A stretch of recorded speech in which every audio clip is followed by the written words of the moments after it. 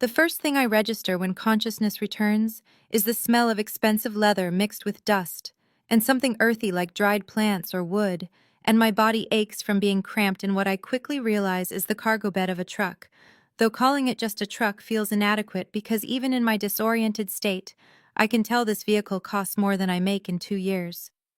My neck protests as I try to lift my head, and the events of the last few hours come rushing back in a nauseating wave that makes my stomach clench with remembered terror. Derek's face twisted with rage as he cornered me in that warehouse parking lot, his hand reaching for the gun he always carries. The gun that's supposed to protect and serve, but that I know he'd use on me without hesitation, because I've seen that look in his eyes before.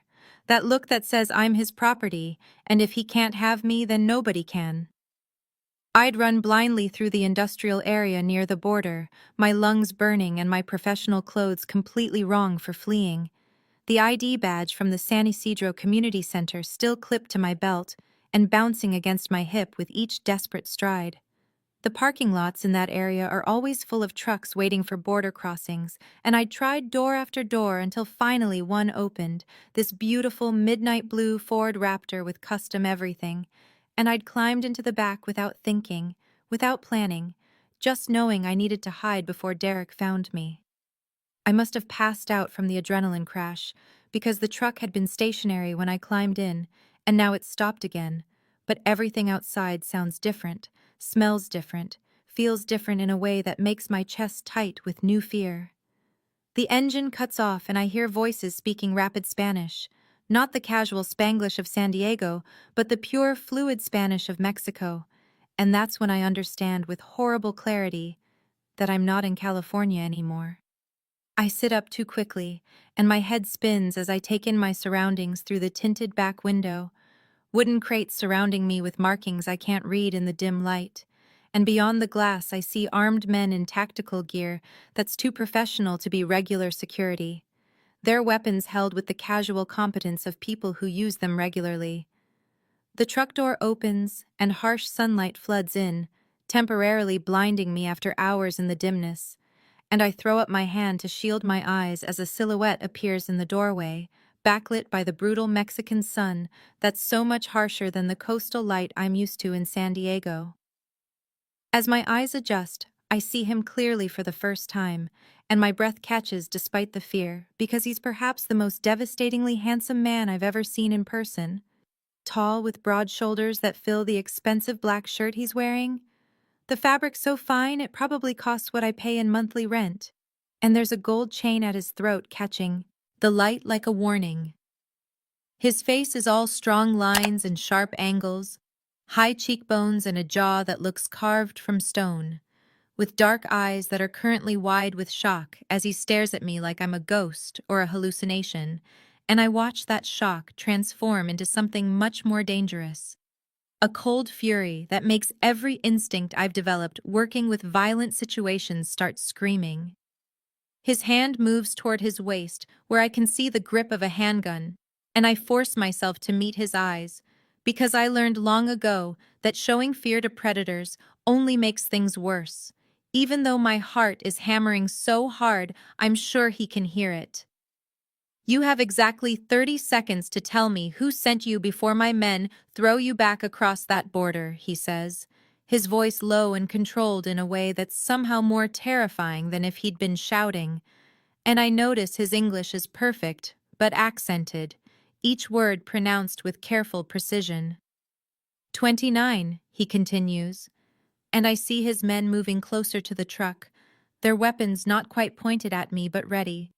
And I realize with sick certainty that this man absolutely means what he says. 28.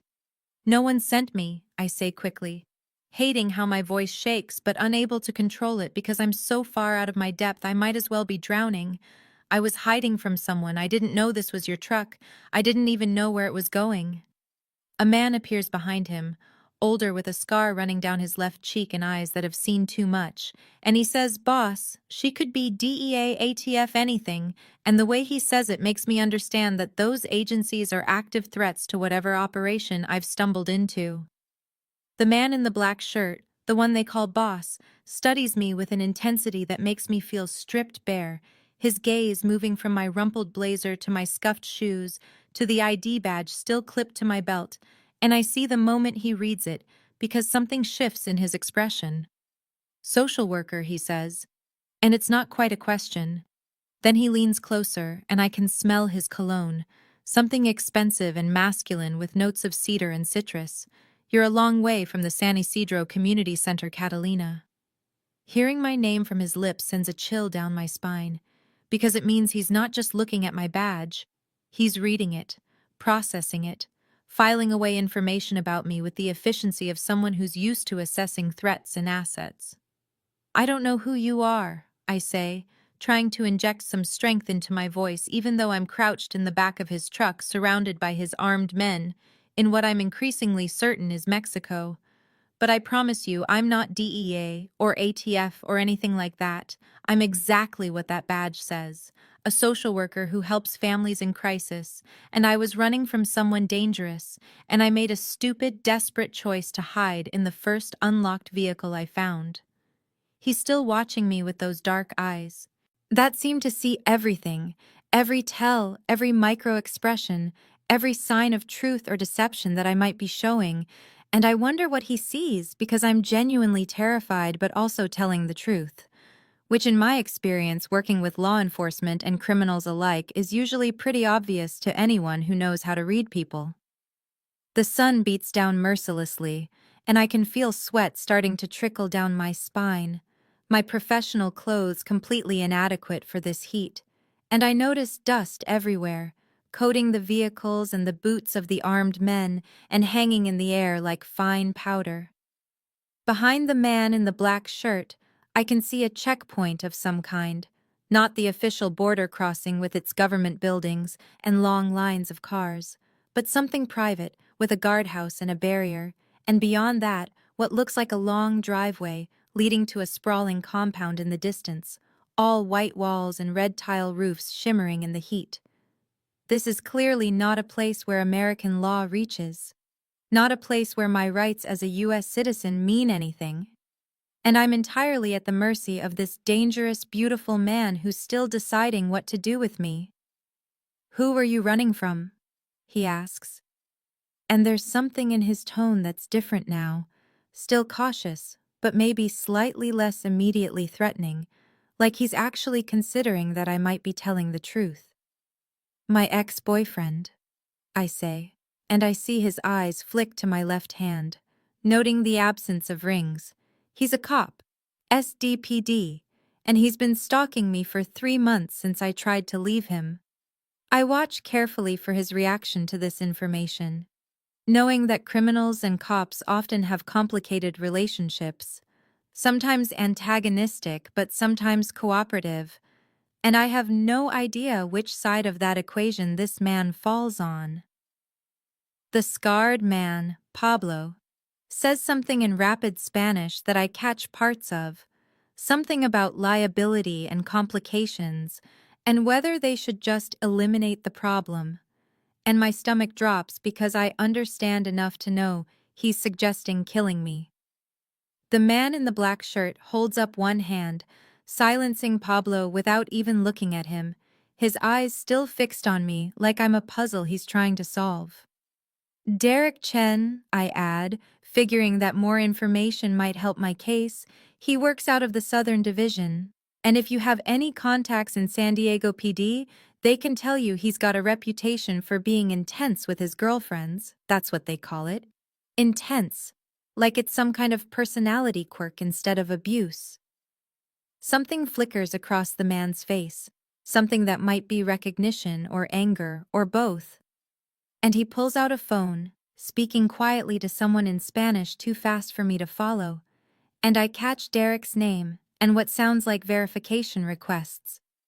I sit in the truck bed, my legs cramping and my mouth dry as dust, watching armed men watch me while their boss confirms my story, and I think about the absolutely insane series of choices that led me to this moment, hiding in a stranger's truck, crossing into Mexico without my passport, putting myself at the mercy of someone who is clearly involved in something illegal, based on the security and the weapons and the private checkpoint.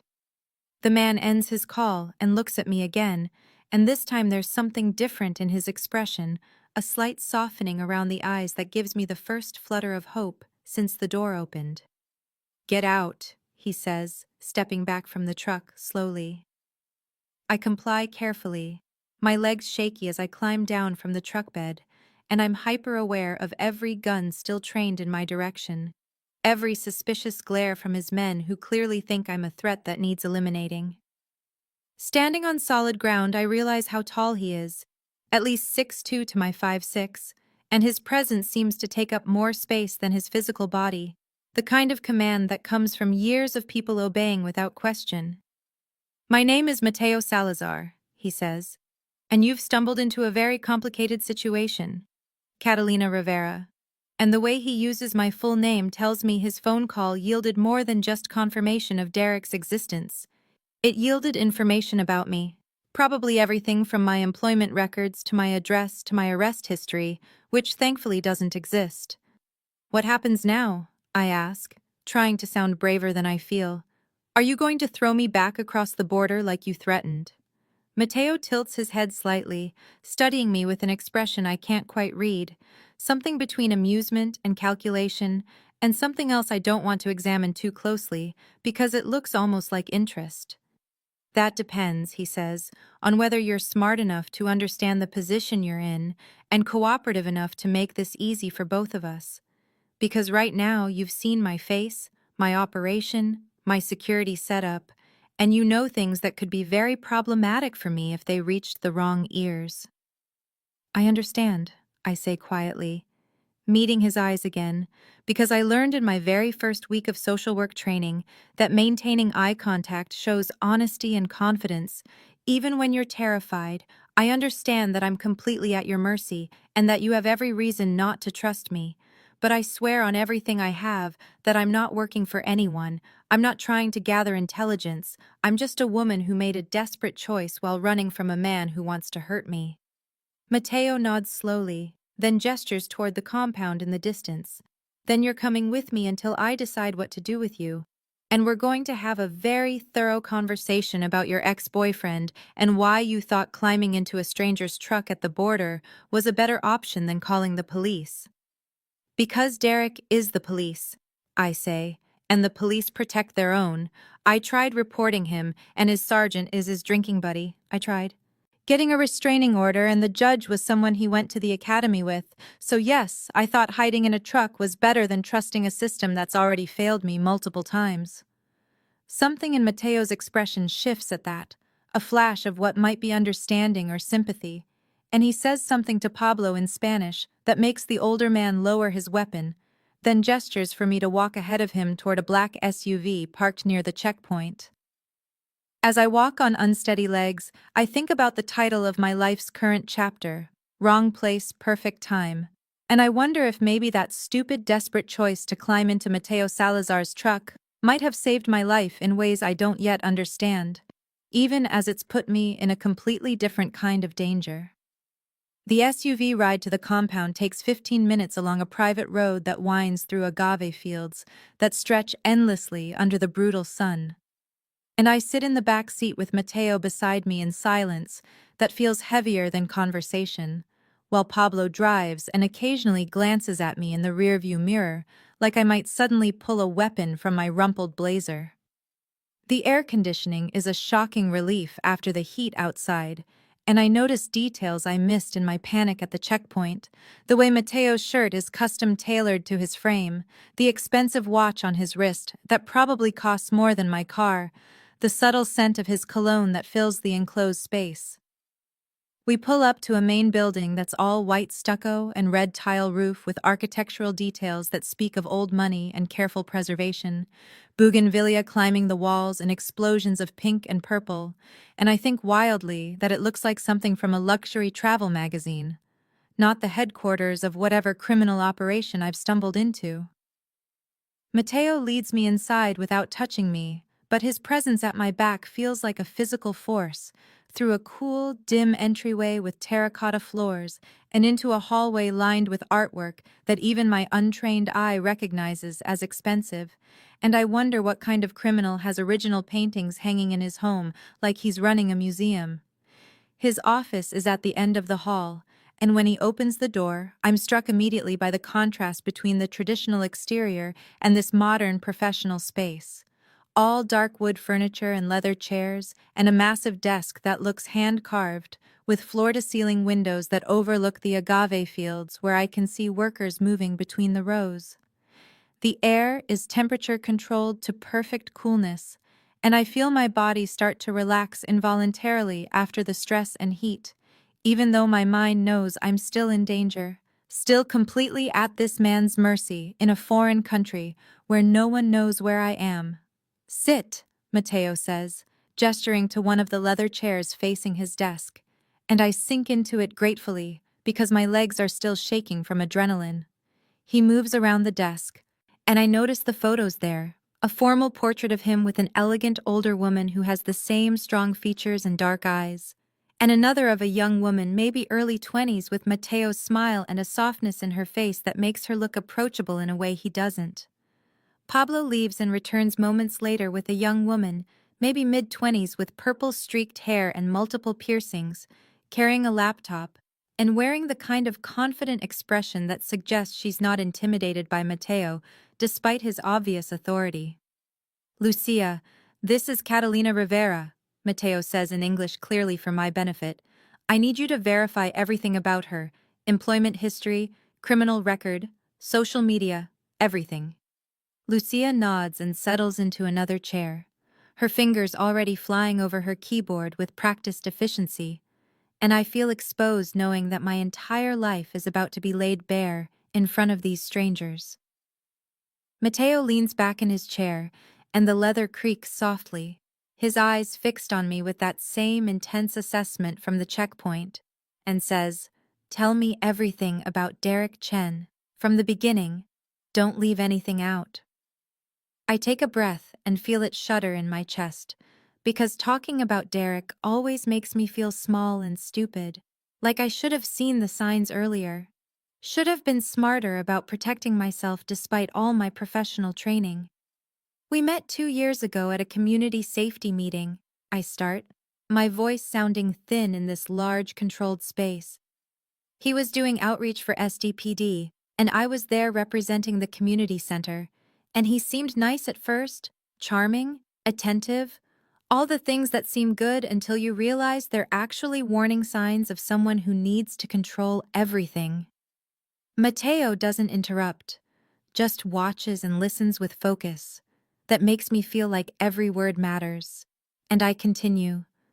"We dated for about 8 months before I started noticing the red flags. The way he'd check my phone, show up at my work unannounced, get angry if I spent time with friends without him, and when I tried to create boundaries, he'd cry and apologize and promise to change, and I fell for it because that's what they do. They make you think you're the problem." "How long ago did you leave him?" Matteo asks, and there's something in his tone that's gentler than before, less interrogation and more genuine question. "3 months ago," I say, and I tried to do it right, in public, clear communication that it was over and I didn't want contact. But he started showing up everywhere: my apartment, my work, the grocery store, always with some excuse about needing to talk or wanting closure. And when I stopped responding to his calls and texts, they turned threatening. "Show me," Matteo says, and I pull out my phone with hands that aren't quite steady, scrolling through the messages I've kept as evidence, even though they make me sick to read. The progression from "I love you, please talk to me" to "You're making a mistake" to "You'll regret this" to outright threats about what he'll do if I don't come back to him. Matteo takes my phone and reads through them, his expression darkening with each swipe, and I see his jaw clench in a way that suggests he's actively controlling his anger. He hands the phone back and says, "Show me your arms." And I know what he saw in those texts, because Derek documented his handiwork like he was proud of it, sent me photos of the bruises he left with captions about how I made him do it. I hesitate because showing the bruises feels like admitting defeat, like proving I'm a victim when I've spent my entire career helping other victims and should have known better. But I also realize that honesty might be my only currency in this situation. I push up the sleeves of my blazer and extend my arms across the desk, the fluorescent lights making the bruises look worse somehow. The finger-shaped marks on my biceps, where Derek grabbed me the last time I saw him 2 weeks ago outside my apartment. The yellowing remnants of older bruises that have been there so long, I almost forget about them. Mateo's face goes absolutely still as he looks at the marks, and something flickers in his eyes that looks like pain or rage or both, and he says very quietly, "Did he do anything else? Did he hurt you anywhere else?" "Just the bruises," I say, pulling my sleeves back down because I can't stand being exposed anymore. He never hit me in the face because that would be too obvious, and he's smart about it. He knows exactly how much force to use to hurt without causing damage that would show up on a medical exam. "Boss," Lucia says from her laptop, breaking the heavy tension in the room. She's clean, no criminal record, not even a parking ticket. She's exactly who she says she is. Social worker at San Isidro Community Center for 4 years, master's degree in social work from San Diego State. And she has a pause that sounds impressed. 3 commendations from the city, the most recent from last year when she pulled 3 kids out of a trafficking situation and testified against the operation. Mateo's head snaps toward Lucia and then back to me, and he says, "You put traffickers in prison," and it's not quite a question, but I answer anyway. "It's my job," I say simply. "Those kids deserve someone to fight for them. They were being moved through a network that used legitimate businesses as fronts, and I'd been working with one of the families for months, built enough trust that the oldest girl told me what was happening. And I reported it and testified, and yes, I helped put those people in prison where they belong." Something shifts in Mateo's expression, and he exchanges a look with Lucia that I can't quite interpret. Some kind of silent communication that suggests my answer meant more than I realize. "I know what you probably are," I say, "because I might be naive about my personal life, but I'm not stupid about the world. I know what this place is, what kind of operation requires private checkpoints and armed guards and this level of security. But whatever you do, you can't be worse than a man who uses a badge to terrorize someone, who uses the law as a weapon against the person he claims to love." "You're right about what I am," Mateo says, his voice level and honest in a way that surprises me, which means I don't let problems walk away, and he pauses and I feel my stomach drop because I'm the problem he's referring to, but I also don't hurt women running from men who do. The relief that floods through me is so intense I feel dizzy, and I grip the arms of the leather chair to steady myself, and Mateo continues. "My sister Elena died 5 years ago, and his voice catches slightly on her name, in a domestic violence situation. Her boyfriend beat her to death in their apartment, and we didn't know. We had money and resources and connections, and none of it mattered, because we didn't know she was in danger until it was too late." "I'm so sorry," I say quietly. And I mean it because I've seen too many Elenas in my work. Too many women who hide the abuse until it's fatal. And I understand now why my bruises affected him so viscerally. Why he's looking at me with something more than just suspicion. Mateo picks up his phone and makes several calls in rapid Spanish, and I catch enough to understand he's calling in favors, having people verify Derek's existence and reputation within SDPD, and when he hangs up his expression is grim. "Your ex-boyfriend is well known in certain circles," he says. "Known for being intense with his girlfriends, as you said. Known for having friends in high places who protect him. Known for making complaints against women disappear, and I'm told he's been increasingly unstable since you left him. Talking about you at work, obsessing over finding you." My hands start to shake, and I clench them in my lap, because I knew Derek was dangerous. But hearing it confirmed by Mateo's sources makes it more real somehow. And I say, "What happens to me now? Are you going to send me back to San Diego where Derek is waiting, or keep me here as insurance? Or something worse that I don't want to think about?" Mateo stands and walks to the windows, looking out over the agave fields where workers are harvesting, and says those fields are part of my legitimate business. We produce tequila and mezcal, award-winning bottles that sell in high-end restaurants across the United States and Europe. And yes, I have other business interests that aren't legal, but I have rules, and one of them is that we don't traffic people, we don't exploit women or children, we don't cross certain lines that separate us from animals. He turns back to me and continues, "You stumbled into my operation at the worst possible time. You've seen my face and my security and my compound, and every logical business decision says I should eliminate the threat you represent. But I look at those bruises on your arms and I think about Elena. And I know I'm not going to hurt you, which means I need to figure out what to do with you, because I also can't just let you go back to a man who will kill you eventually." "You'd really help me," I ask, because it seems impossible that this criminal who has every reason to see me as a liability would offer protection, even if it's just temporary protection, while he figures out a permanent solution. Matteo returns to his desk and sits, steepling his fingers in a gesture that looks almost contemplative, and says, "I'm going to make some calls, see what can be done about Derek Chen, see if there's a way to neutralize him as a threat, without creating more problems, and in the meantime you'll stay here as my guest, and I use that word loosely because you're not free to leave, but you also won't be harmed or held in a cell or treated like a prisoner." "Why?" I ask bluntly. "Why would you do this for a complete stranger who's nothing but a problem for you?" Mateo's eyes meet mine and hold, and he says because 5 years ago, my sister needed someone to help her, and no one did, because she was hiding her situation from everyone, including me, and by the time we found out it was too late. And maybe if someone had offered her sanctuary, had given her a safe place to figure things out, she'd still be alive.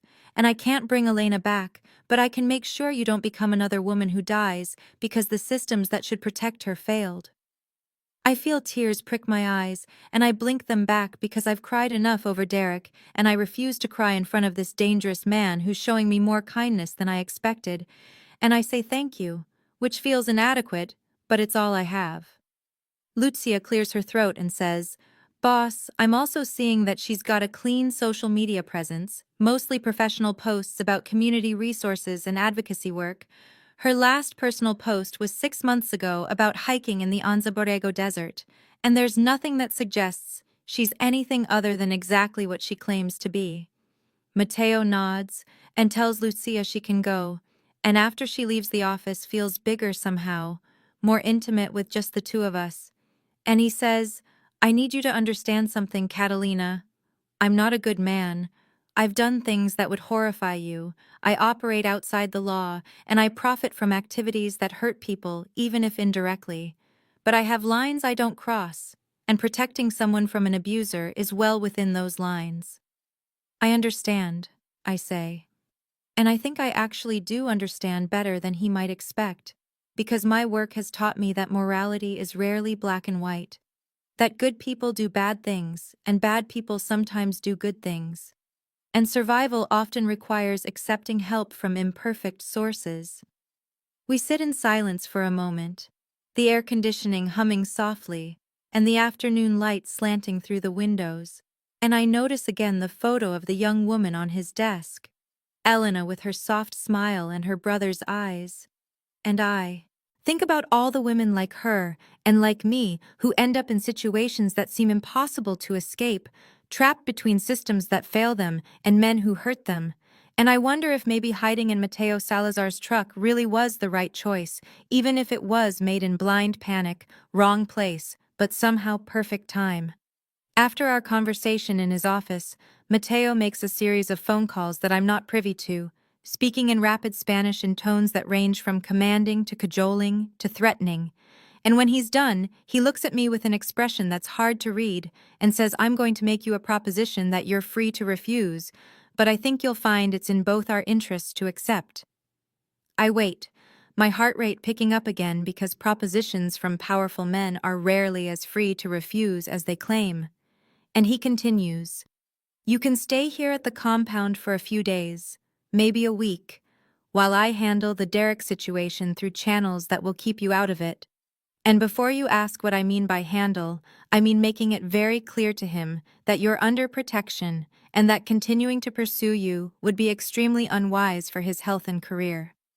I must look skeptical because he leans forward and says with brutal honesty, "Look, Catalina, you've seen too much of my operation to just release you back to San Diego with a pat on the head and hopes that you won't talk, but I'm also not going to hurt you or hold you prisoner in some cell, so the safest option for both of us is to keep you close where I can keep an eye on you while simultaneously keeping you safe from your ex. It's a practical solution to a complicated problem." "What's to stop you from just making me disappear permanently?" I ask, because I need to voice the fear that's been sitting in my chest since I climbed out of his truck. What's to stop you from deciding I'm too much of a liability once you've dealt with Derek? "Nothing," Mateo says with the kind of unflinching honesty that's almost refreshing after Derek's constant lies and manipulation. "Nothing except my word that I won't. And I know that's not worth much to you right now, but I told you about Elena, and that wasn't manipulation or strategy, that was me being honest about why I'm willing to help you. And I keep my word especially when it comes to protecting women from violent men." I study his face looking for signs of deception and find none. Just that same intense focus and something that might be sincerity, and I realize I don't have many options here. Going back to San Diego means facing Derek alone. Staying here means putting myself at Mateo's mercy, but at least Mateo has been honest about his intentions, where Derek hides behind a badge and declarations of love. "Okay," I say quietly. "I'll stay. But I want to know what you're planning to do about Derek. I don't want anyone killed on my behalf no matter how much he deserves it." Mateo's mouth quirks in something that might be amusement, and he says I'm not planning to kill him unless he makes that necessary. I'm planning to make it clear through intermediaries that you're connected to people he doesn't want to cross, that pursuing you further would bring consequences he can't afford. Cops are usually pretty good at self-preservation when they realize the target isn't as vulnerable as they thought. He stands and gestures for me to follow him, and we leave his office and walk through the compound, past rooms that I glimpse through open doors, a library with floor-to-ceiling books, a living room with comfortable furniture and a massive television, everything speaking of wealth and taste that clashes with my mental image of what a criminal's home should look like. We exit through a side door into a courtyard garden where bougainvillea and jasmine compete for space, the evening air already cooling from the brutal daytime heat, and across the garden I see a small guest house, a casita with its own entrance and windows that overlook the agave fields. "This will be yours while you're here," Mateo says, unlocking the door and stepping back to let me enter first. "Rosa, my housekeeper, will bring you some clothes and toiletries. I took the liberty of having Lucia estimate your sizes based on observation, and you can let Rosa know if anything doesn't fit." The casual mention of having his tech person analyze my body to determine clothing sizes should be creepy, but instead, it's just unsettling in a way that reminds me of his resources, the casual efficiency with which his organization operates. The casita is beautiful in that same way as the main house, traditional architecture with modern comforts, a bedroom with a large bed covered in what looks like hand-embroidered linens, a bathroom with expensive fixtures and thick towels, a small sitting area with comfortable chairs and good lighting. There's fresh flowers on the dresser, and the whole space smells faintly of lavender and clean cotton. "You'll join us for dinner at 7, Mateo says from the doorway. "My mother and brother are visiting and she'll be insulted if I don't introduce you. Just tell her you're a friend who needed a place to stay for a few days. She doesn't need details about Derek or how you got here." He leaves before I can respond, and I stand in the middle of this lovely space feeling completely dislocated from reality, like I've fallen into some alternative universe where fleeing from an abusive cop leads to sanctuary with a drug lord who quotes poetry and has guest casitas nicer than my apartment. An hour later, a woman in her 50s with kind eyes and efficient movements arrives with an armful of clothes, introducing herself as Rosa in Spanish and switching to accented English when I respond. She's brought jeans that fit perfectly, soft t-shirts, a sundress, even pajamas and underwear, all in my exact sizes, which is both impressive and unnerving. Rosa chatters as she puts things away, telling me about the compound and the family, how she's worked for the Salazars for 20 years, how Mateo is a good boy even if he's in a dangerous business, how his mother Gabriela worries about him constantly, and I listen and nod and try to reconcile this domestic picture with what I know about who Mateo is and what he does.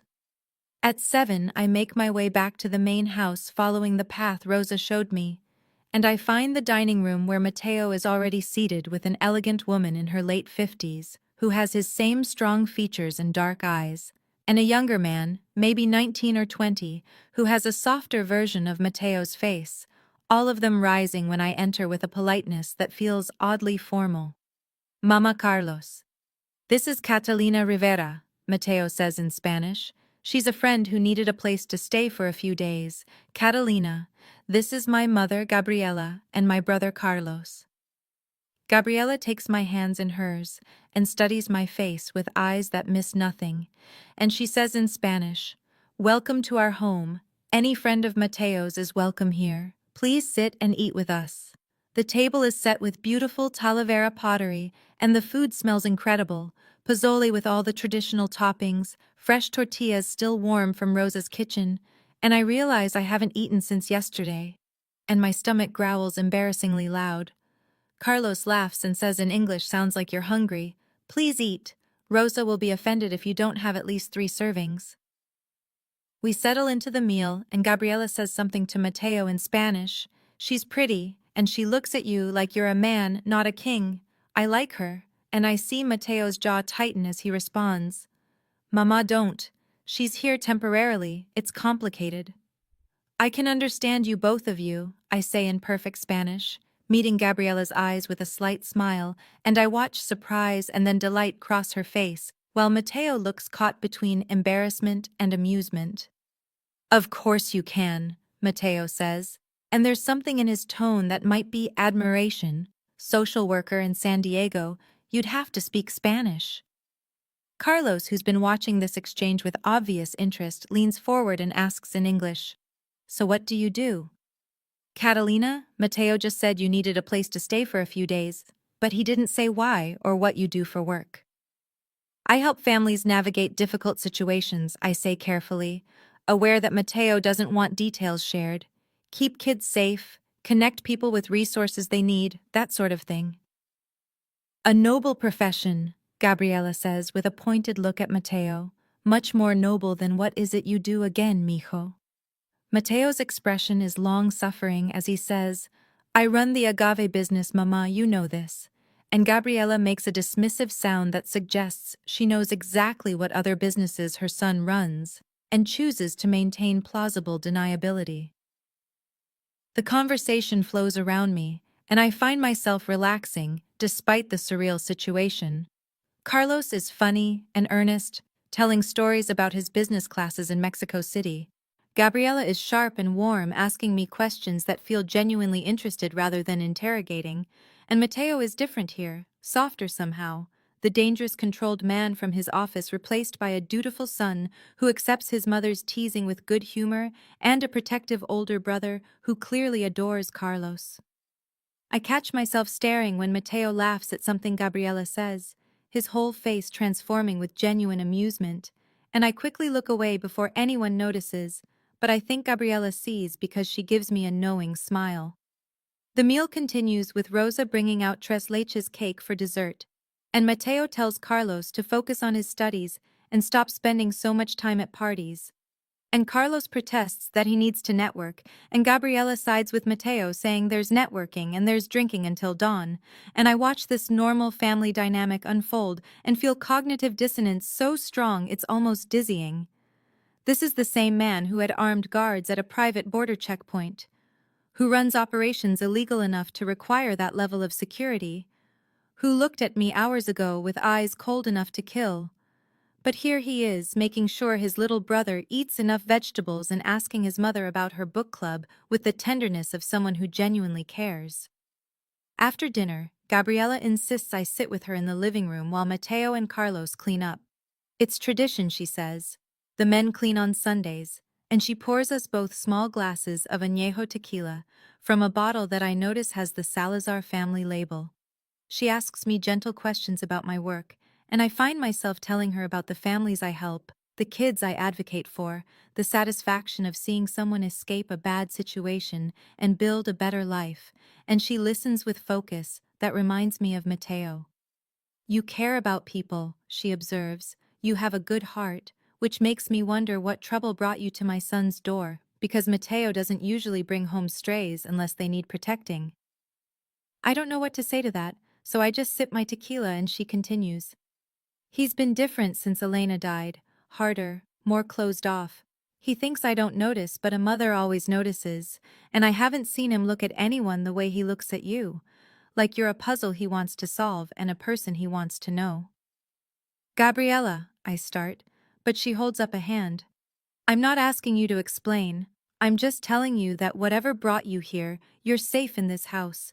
Mateo would never let harm come to someone under his protection, especially a woman running from violence. He carries too much guilt about his sister to ever fail another woman that way. The weight of her words settles over me, and I realize she knows more than Mateo told her, probably guessed from the way he introduced me and the carefully vague explanation. And I say thank you for welcoming me into your home. I know this is unusual, and I'm grateful for your kindness. Gabriella pats my hand and says, family is who you choose to protect, not just who you're born to, and right now you're family. And then Mateo and Carlos return from the kitchen, still arguing good-naturedly about whether Carlos needs a new car or should keep driving the perfectly good one he has.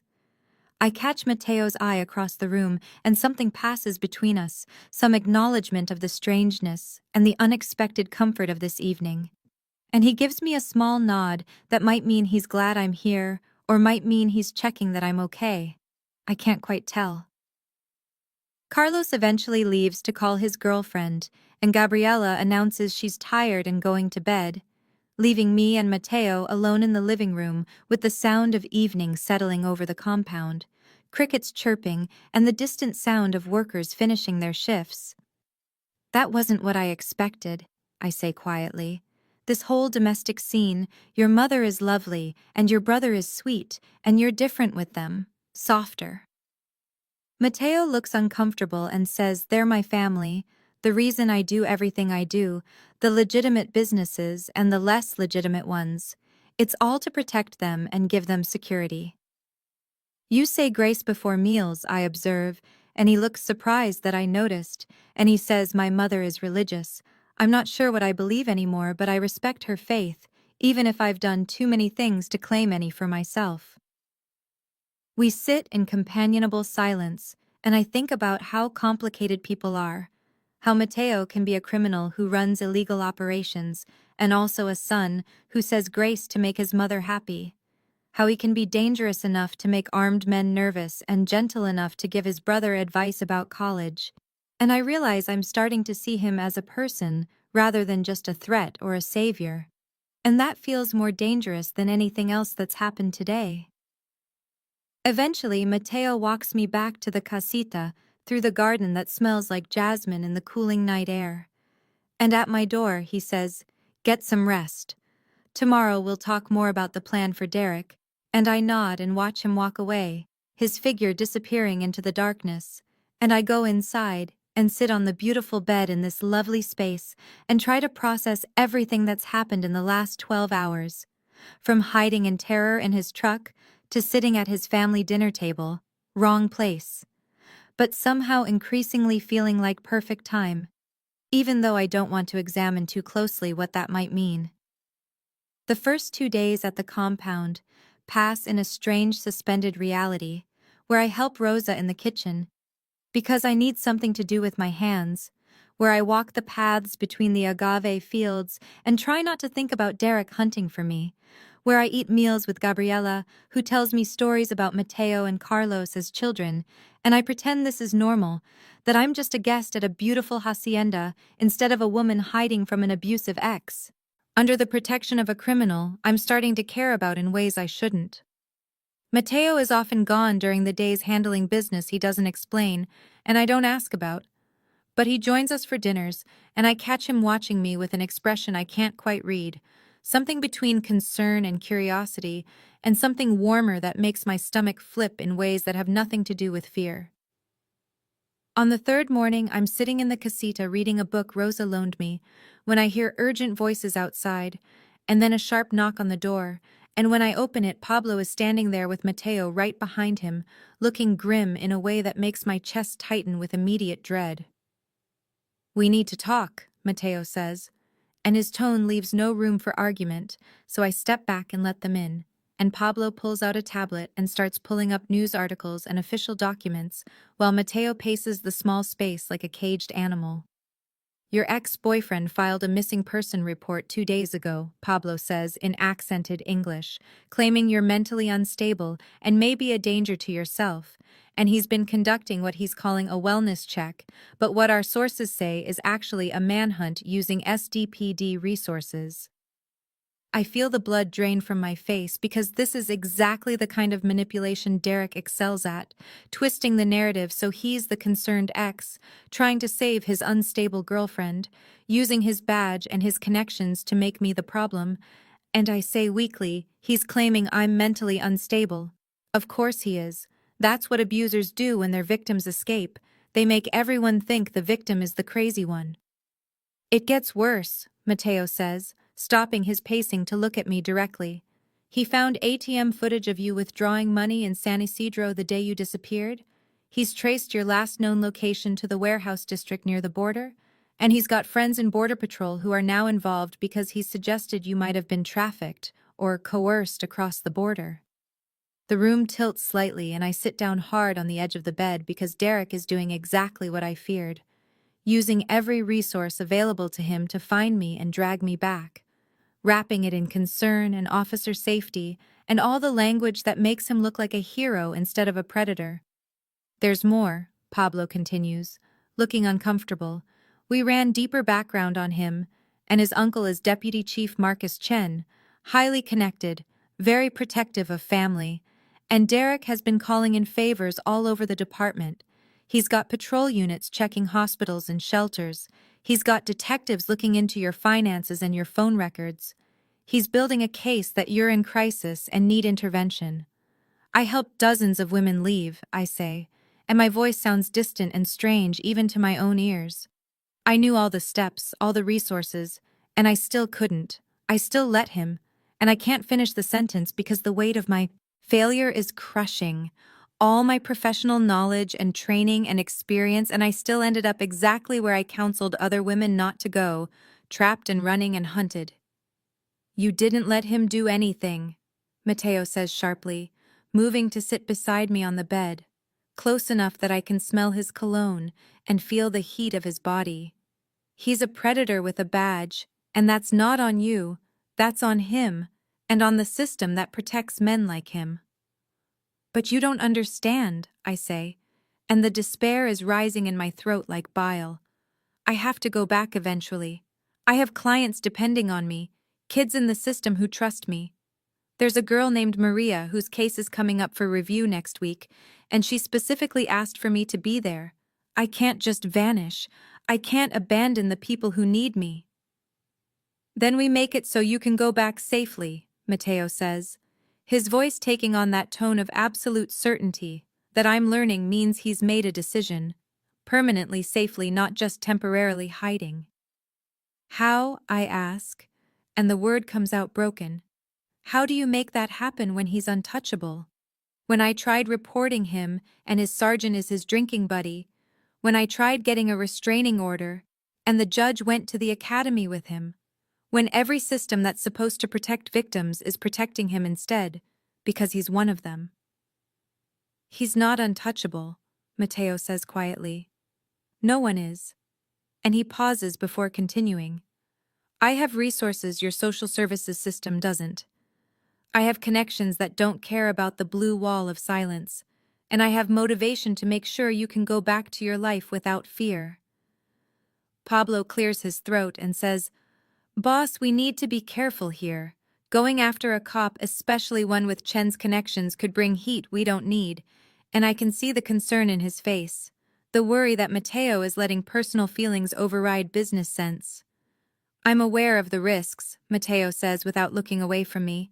But I'm also aware that if we don't handle this properly, Catalina either stays hidden here indefinitely, which isn't a life, or she goes back and Derek eventually kills her, which isn't acceptable. So we need a third option, and we need it soon. I feel tears starting to slide down my face, and I'm powerless to stop them. All the fear and frustration and hopelessness of the last 3 months finally breaking through the professional competence I've been trying to maintain. And I say I'm so tired of being scared, tired of looking over my shoulder, tired of being the victim when I've spent my whole career helping other people not be victims, and I don't know what to do anymore. Mateo does something unexpected then. He pulls me against his chest and just holds me while I cry, one hand steady on my back and the other cradling my head, and he doesn't tell me it will be okay or offer empty reassurances. He just lets me break down in a way I haven't let myself since this whole nightmare started. Pablo quietly excuses himself and leaves us alone in the casita where the evening light is starting to slant through the windows, casting everything in shades of orange and pink, and I can hear birds settling in for the night and the distant sound of workers finishing their shifts. All these normal sounds while my world is falling apart. When I finally stop crying, Mateo doesn't let go immediately. He keeps holding me like he knows I need the anchor, and then he says quietly, "I need to tell you something about Elena, something I haven't told anyone except my mother." I pull back enough to see his face, and there's pain there, old pain that's been carried for years, and he continues. Elena was seeing someone for about 6 months, a man named Ricardo who worked in finance in Guadalajara, seemed successful and charming, and my mother liked him, but Elena started pulling away from family dinners, stopped calling as often, always had excuses for why she couldn't visit. We thought she was just busy with her relationship and her work, but then one night I got a call from the Guadalajara police saying she was dead, that Ricardo had beaten her in their apartment, and by the time neighbors called it in, she was already gone. His voice breaks slightly, and I see him swallow hard before continuing. The police investigation found evidence that he'd been abusing her for months. Neighbors reported hearing fights and seeing her with bruises. She explained away. Her co-workers said she'd become withdrawn and jumpy, all the classic signs, and none of us saw them because she hid it so well. And the worst part is that we had money and resources and connections that could have helped her if only we'd known. "I'm so sorry," I whisper, reaching up to touch his face without thinking, and he leans into my hand for just a moment before continuing. "I spent months after her funeral investigating Ricardo, found out he had a history of violence with previous girlfriends, but nothing was ever prosecuted because he came from a wealthy family with lawyers and influence. Found out Elena had tried to leave him twice, and he'd manipulated her into coming back with promises to change and threats about what he'd do if she didn't. And by the time I had all this information, she was already buried, and Ricardo was walking free because the evidence wasn't sufficient for charges." "What happened to him?" I ask, though I think I can guess based on the way Mateo's jaw tightens. "He had an accident 6 months after Elena's death," Mateo says flatly, "fell down the stairs in his apartment building. Tragic, really." And the way he says it makes clear it was no accident at all, but I find I don't care. I can't summon any sympathy for a man who beat a woman to death and walked away. "I carry the guilt of not seeing Elena's situation," Mateo continues, "not being there when she needed protection, not using my resources to help her before it was too late, and I swore I would never let another woman be failed by the people who should protect her, which is why when I look at you with Derek hunting you and the system protecting him instead of you, I see Elena and I see a chance to do what I couldn't do for my sister. You're not responsible for saving me," I say, even though part of me desperately wants him to be. "You're giving me sanctuary, and that's already more than I had any right to expect. You don't owe me anything beyond that." Mateo's eyes meet mine, and they're intense in a way that makes my breath catch, and he says, "Maybe I don't owe you anything, but I want to help you anyway. Not because you're a liability I need to manage or an obligation I'm fulfilling. but because in the last 3 days you've become someone who matters to me. Someone I can't imagine watching walk into danger without doing everything in my power to protect you. The weight of his words settles between us, and the casita suddenly feels smaller, more intimate, and I'm aware of how close we're sitting on this bed, how his hand is still on my back, how I can see the scar on his jawline and the flecks of lighter brown in his dark eyes. And I say, "What are you saying, Mateo? What does this mean?" "It means I'm going to handle Derek," Mateo says. "Not just chase him off temporarily, but handle him permanently in a way that lets you go back to your life safely. And it means I'm doing it because I care about what happens to you. Because the thought of you being hurt makes me angry in ways I haven't felt since Elena died. Because you've gotten under my skin somehow, and I don't quite know what to do about that except make sure you're safe." I should be terrified by the intensity in his voice, by the casual way he talks about handling Derek permanently, by the fact that I'm sitting here being held by a criminal who runs operations I can't even fully comprehend. But instead, I feel something else entirely, something warm and safe and wanted in a way Derek never made me feel. The sunset light continues to fade outside the windows, and the bougainvillea climbing the walls cast shadows across the whitewashed interior. And I think about how this beautiful space has started to feel like a cage. Not because Mateo is keeping me prisoner, but because I can't imagine going back to my real life, can't imagine leaving this compound and the safety it represents, and if I'm honest, the man who's currently holding me like I'm something precious. "What if I don't want to go back?" I hear myself say, and Mateo's expression shifts to surprise. What if Derek is just an excuse? And the real truth is that my life in San Diego feels empty now, feels like playing a role I'm not sure fits anymore. "You're scared and traumatized," Mateo says carefully. "You're not thinking clearly about what you're saying. In a few days, when you've had time to process, you'll want your life back, your work, your apartment, everything you built." "Maybe," I say.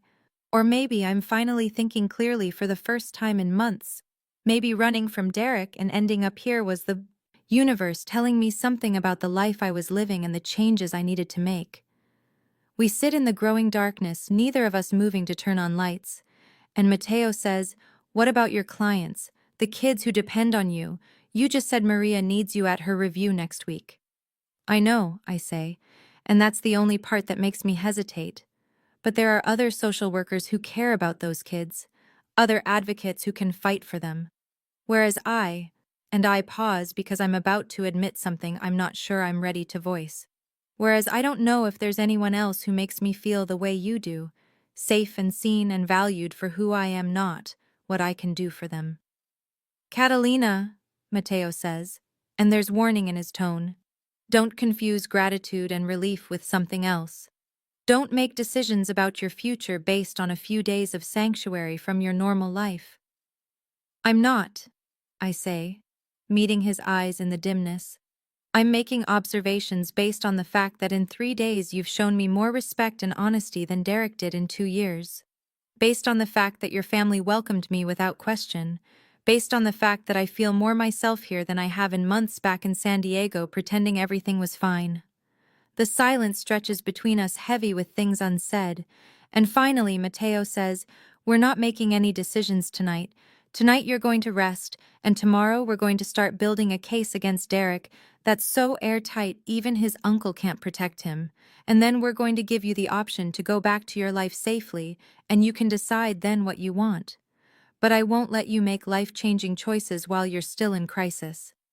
His practicality should frustrate me, but instead it's comforting, and I nod against his shoulder and say, "Okay, okay, we'll do it your way." And he stands carefully helping me up and says, "Get some sleep. I'll have Rosa bring you dinner, and tomorrow we start fighting back." He leaves, and I'm alone in the casita that no longer feels quite like a cage, but not quite like home either. Somewhere in between like me. And I think about Derek filing missing person reports, and Mateo planning to build a case, and my clients back in San Diego who need me, and this strange new life I've stumbled into that feels both wrong and perfect.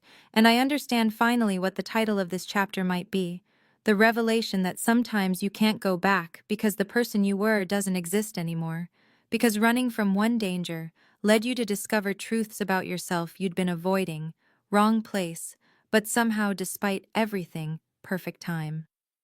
The morning after my breakdown, Mateo comes to the casita early, before the sun has fully cleared the mountains, and he's carrying a leather portfolio that looks expensive and well used. And when I open the door still in the pajamas Rosa brought me, he says, "I need to show you something, can I come in?"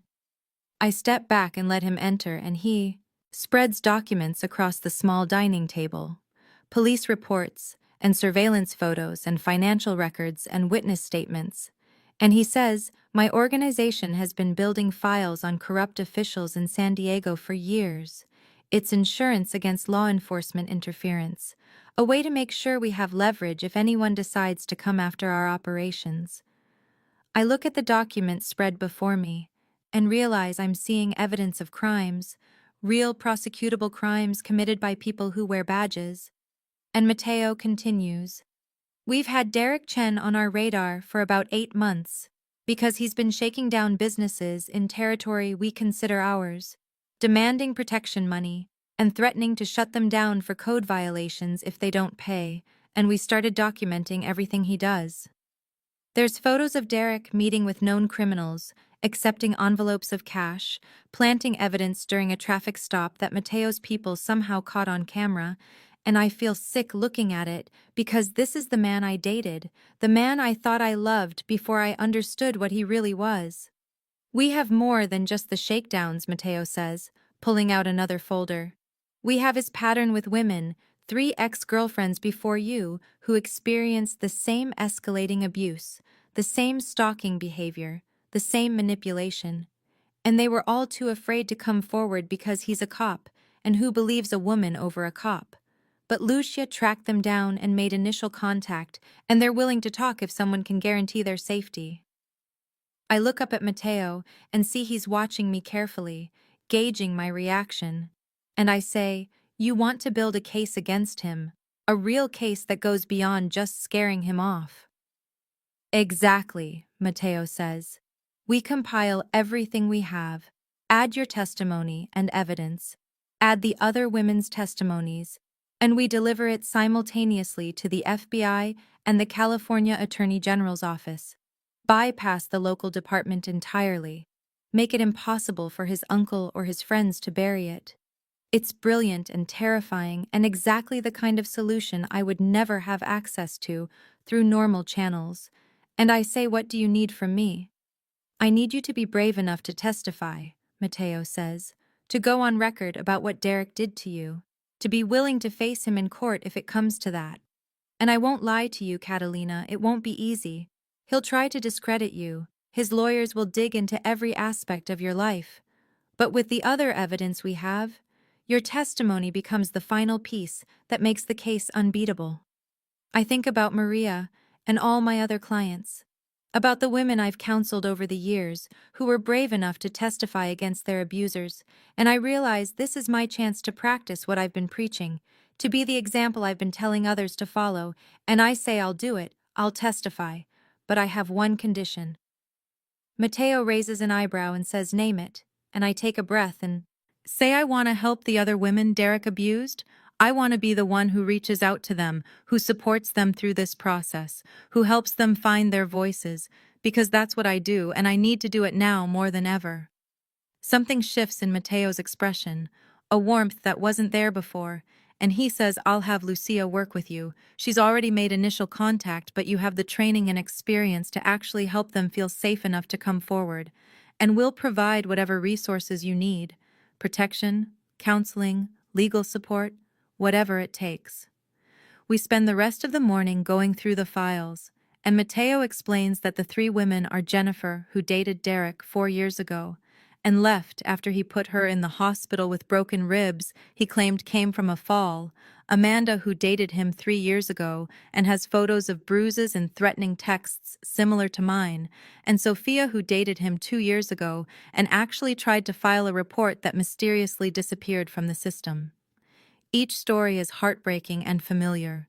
The same pattern of escalation, the same manipulation and control, the same use of his badge to intimidate and silence. And I feel rage building in my chest that Derek has been doing this for years, and no one stopped him. By afternoon, Mateo's office has been transformed into a command center. Lucia has set up multiple laptops and monitors. Pablo has brought in evidence boards where we can track timelines and connections. And Rosa keeps appearing with coffee and snacks like she's feeding an army instead of a small team, building a case against a corrupt cop. I make my first call to Jennifer using a secure line Lucia set up, and when she answers, I can hear the fear in her voice. The same fear I felt when Derek was hunting me. And I say my name is Catalina Rivera. I dated Derek Chen and he abused me too. And I want to help you tell your story in a way that will finally hold him accountable. There's a long silence, and then Jennifer starts crying, saying, I thought I was the only one. I thought no one would believe me. And I say, you're not alone anymore. We're going to make sure he can't hurt anyone else, but I need you to trust me. Can you do that? We talk for over an hour, and I use every skill I've learned in my years as a social worker, building rapport and creating safety and validating her experiences. And by the end of the call, Jennifer has agreed to provide a written statement and speak to the investigators Mateo has lined up. The call with Amanda goes similarly, though she's angrier than Jennifer, more ready to fight, and she says, I've been waiting for someone to give me a way to take him down. Tell me what you need, and I'll provide it. Sophia is the hardest because she's the most recently traumatized, only 6 months out from leaving Derek, and when I tell her what we're doing, she says he'll kill us. You don't understand how connected he is, how untouchable. And I say I do. Understand. I'm living in hiding right now because he filed a missing person report and is using police resources to hunt me. But we have evidence and support and a plan that bypasses his connections. Over the next several days, I spend hours on video calls with these women, and Mateo is often in the office working on his own laptop. But I catch him watching me, observing how I interact with Jennifer and Amanda and Sophia, how I help them process their trauma and find their strength, and there's something in his expression that makes my skin warm, a kind of focused attention that feels different from his usual assessment of threats and assets. On the third day, Pablo comes in while I'm reviewing Amanda's written statement, and he says something to Mateo in Spanish. She's doing in 3 days what probably would have taken our investigators 3 months. And Mateo responds quietly, I know. She's remarkable. I pretend not to hear, but I file the words away, turning them over in my mind during breaks, and later when I catch Mateo watching me again, I say, What? Why do you keep staring at me like that? You're remarkable, he says, and it's not a deflection or a joke. It's stated as simple fact, you know that, right? I'm just doing what should have been done a long time ago, I say, uncomfortable with the praise, helping women who deserve to be heard. No, Mateo says, standing and moving closer to where I'm sitting surrounded by documents and laptops. You're giving them something no one gave Elena, a chance to be heard, a chance to be believed, a chance to see their abuser face consequences, and watching you work, seeing how you make them feel safe enough to be vulnerable, and he pauses like he's searching for words, it's making me understand why you do this work, why it matters to you. I look up at him, and the afternoon light through the windows catches the gold chain at his throat and highlights the scar on his jaw, and I think about how different he is from Derek. How Derek's attention always felt suffocating and controlling, while Mateo's feels like being truly seen. And I say it matters because everyone deserves someone in their corner. Everyone deserves to feel like their pain is valid and their story is important. And maybe I couldn't save myself from Derek right away, but I can help these other women save themselves. The intimacy of shared purpose creates a bond I didn't expect. Late nights working side by side with Chinese takeout containers scattered across the desk and coffee cups multiplying as the hours pass. Mateo making calls to his contacts, while I conduct video sessions with the women. Rosa bringing blankets when the air conditioning gets too cold, and mothering us both about eating properly and getting enough sleep. Lucia becomes an unexpected ally. showing me how to use the secure communication systems and sharing information about Derek's activities that help me prepare the women for what to expect. And she says one evening, "You're good at this, at making people trust you. I can see why Mateo wants you on this case." "Is that why he wants me on it?" I ask. "Because I'm useful." And Lucia gives me a look that suggests I'm being deliberately obtuse and says he wants you on it because watching you work makes him remember why he started this whole operation, to protect people who can't protect themselves. You're reminding him of the purpose behind the violence. Jennifer sends me a gift basket that somehow makes it through Mateo's security. A thank you for giving her hope. And when I show it to him, he smiles in a way I haven't seen before, soft and genuine, and says, "You're changing their lives. You know that. You're giving them their power back." That's the goal, I say. But inside, I'm thinking about how this work is changing me too. How being here in this command center building a case against Derek is the first time since I left him that I felt like myself, competent and capable and strong instead of scared and running. On the fifth day, we have all three women's statements, multiple pieces of corroborating evidence, a timeline that shows Derek's pattern of abuse spanning 4 years, and enough additional evidence of his criminal activities to make the case ironclad, even if the domestic violence charges somehow don't stick. Mateo spreads everything out on the conference table and says, "This is it. This is enough to take him down," and I look at the mountain of evidence we've compiled and feel something like pride, like maybe I've turned my victimhood into advocacy in a way that will actually matter. Pablo comes in and looks at our work and says to Mateo, "You know this means she'll go back to San Diego when it's done, right, boss? Once Derek is arrested and facing charges, she won't need to stay here anymore." And I see something flash across Mateo's face, something that might be pain or loss. "I know," Mateo says, but his expression says he's not okay with it, says maybe he's gotten used to having me in his office and his home and his life.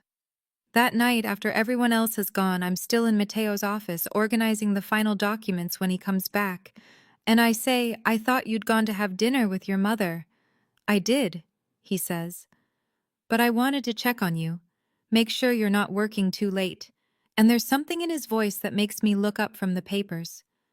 "Thank you," I say, "for all of this, for giving me the resources to actually fight back, for believing me when you had no reason to, for letting me help these other women instead of just handling everything yourself." Mateo moves to stand beside my chair and says I should be thanking you. You've taken something that was just strategic insurance against law enforcement and turned it into actual justice for people who deserve it. You've reminded me that what we do can have purpose beyond just profit and protection. We stand there in his office with the evidence of Derek's crimes spread around us and the agave fields dark beyond. The windows, and I'm aware of how close he is, how I can smell his cologne and hear his breathing, and I say what happens after we submit all this to the FBI and Derek is arrested. What happens to us? "I don't know," Mateo says honestly, "but I know I'm not ready for you to leave.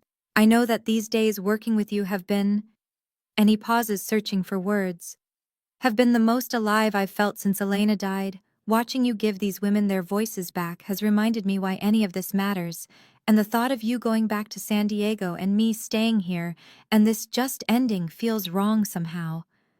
It feels wrong to me too, I admit, which terrifies me because I'm supposed to want my old life back. I'm supposed to be counting the days until I can return to my apartment and my job and my normal existence, but instead, I'm dreading it. Dreading leaving this compound and your family, and you. "Catalina," Mateo says, and there's warning in his tone again. "Don't make decisions based on a crisis situation. Don't confuse the intensity of working together with something more." "I'm not," I say, meeting his eyes. "I'm observing that you see me in a way no one else has, that you value my skills and my strength instead of trying to diminish them, that working with you feels like partnership instead of subordination. And maybe that's worth more than the safety of returning to a life that wasn't really working anyway." We don't resolve anything that night, but something has shifted between us, an acknowledgement that this temporary arrangement is starting to feel permanent, that the alliance we built to take down Derek is becoming something neither of us quite knows how to name.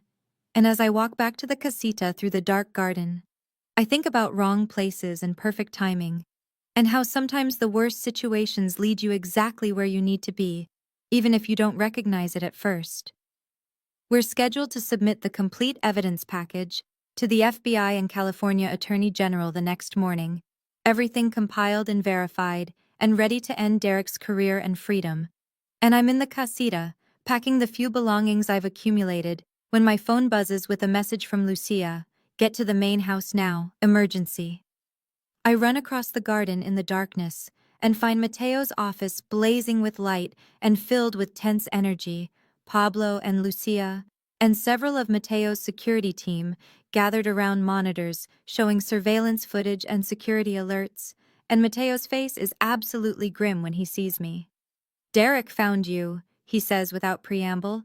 Not the exact location, but he knows you're in Baja California, and he's crossed the border with 2 other cops, all armed, asking questions in the nearest town and showing your photo. My stomach drops, and I feel the blood drain from my face because Derek is here, actually here in Mexico hunting me, and I say, "How did he find me? How did he even know to look here?" Mateo pulls up footage on one of the monitors and says he had a contact in Border Patrol pull records on my truck, tracked it crossing the border the day you hid in it, and he's been methodically working his way through towns and businesses near the crossing point. And as of 30 minutes ago, he was in San Miguel asking about Americans matching your description. The room erupts in rapid Spanish as Mateo gives orders, and I catch enough to understand he's locking down the compound, doubling security, preparing for possible confrontation, and watching him shift into this mode is both impressive and terrifying, because this is Mateo, the criminal boss, not Mateo, the man who says grace at dinner. "You're staying in the main house tonight," Mateo says to me. "The casita is too exposed. Pablo will move your things, and I want you where I can keep eyes on you at all times." I should feel grateful for the protection, but instead, I feel something else rising in my chest, frustration and anger and a refusal to keep running. And I say no, I'm not hiding anymore. If Derek is here, then let him come. Let me face him with your security as backup and end this tonight instead of waiting for him to keep hunting. "Absolutely not," Mateo says, his tone leaving no room for argument. "You're not going anywhere near Derek. He's armed and desperate and dangerous, and I'm not taking any chances with your safety." "You don't get to decide this for me," I say, and my voice is rising. "I'm not some damsel who needs you to fight all my battles. I'm a grown woman who gets to make her own choices about her own life." "I'm not trying to control you," Mateo says, and I can see his jaw clenching with the effort to stay calm. "I'm trying to keep you alive. There's a difference." "Is there?" I snap. "Because right now you sound exactly like—" And I stop myself, but the damage is done. I can see it in the way Mateo's face goes absolutely still. "Like him," he says quietly. "You think I'm anything like Derek." And there's hurt in his voice that makes my chest ache, but I'm too angry and scared to take it back. "No," I say after a beat. "I'm sorry. That wasn't fair. You're nothing like Derek. But Mateo, I can't live in fear. I won't. If I do, then he's already won. Don't you understand that?" Pablo clears his throat and says something about giving us privacy, and suddenly the office is empty, except for me and Mateo, and all this tension crackling between us, and through the windows, I can see lightning in the distance. A storm rolling in from the Pacific, making the air heavy and charged. "You want to know why I can't let you face him," Mateo says, moving closer until I can see the anger and fear warring in his expression. "Because you matter to me, Catalina. Not as a problem to solve or a responsibility to manage, you matter, and I'm terrified that if I let you walk into danger, I'll lose you like I lost Elena." "I'm not Elena," I say, and my own anger is deflating in the face of his raw honesty. "And you're not responsible for saving me. You're giving me the tools to save myself. There's a difference." Mateo runs his hands through his hair in a gesture of frustration I've never seen from him before. all his careful control cracking, and he says, "I know you're not Elena. I know you're strong and capable and brave, but that doesn't make me any less terrified of losing you, watching you work these past days, seeing you help those other women, talking with you and learning who you are. It's made me feel things I haven't felt since before my sister died. And the thought of Derek taking that away, taking you away, it makes me want to do very violent things." The admission hangs between us, and I realize we've stopped talking about Derek and started talking about us, about whatever this thing is that's been building between us for the past week. And I say, "What are you saying, Mateo? What exactly do you feel?"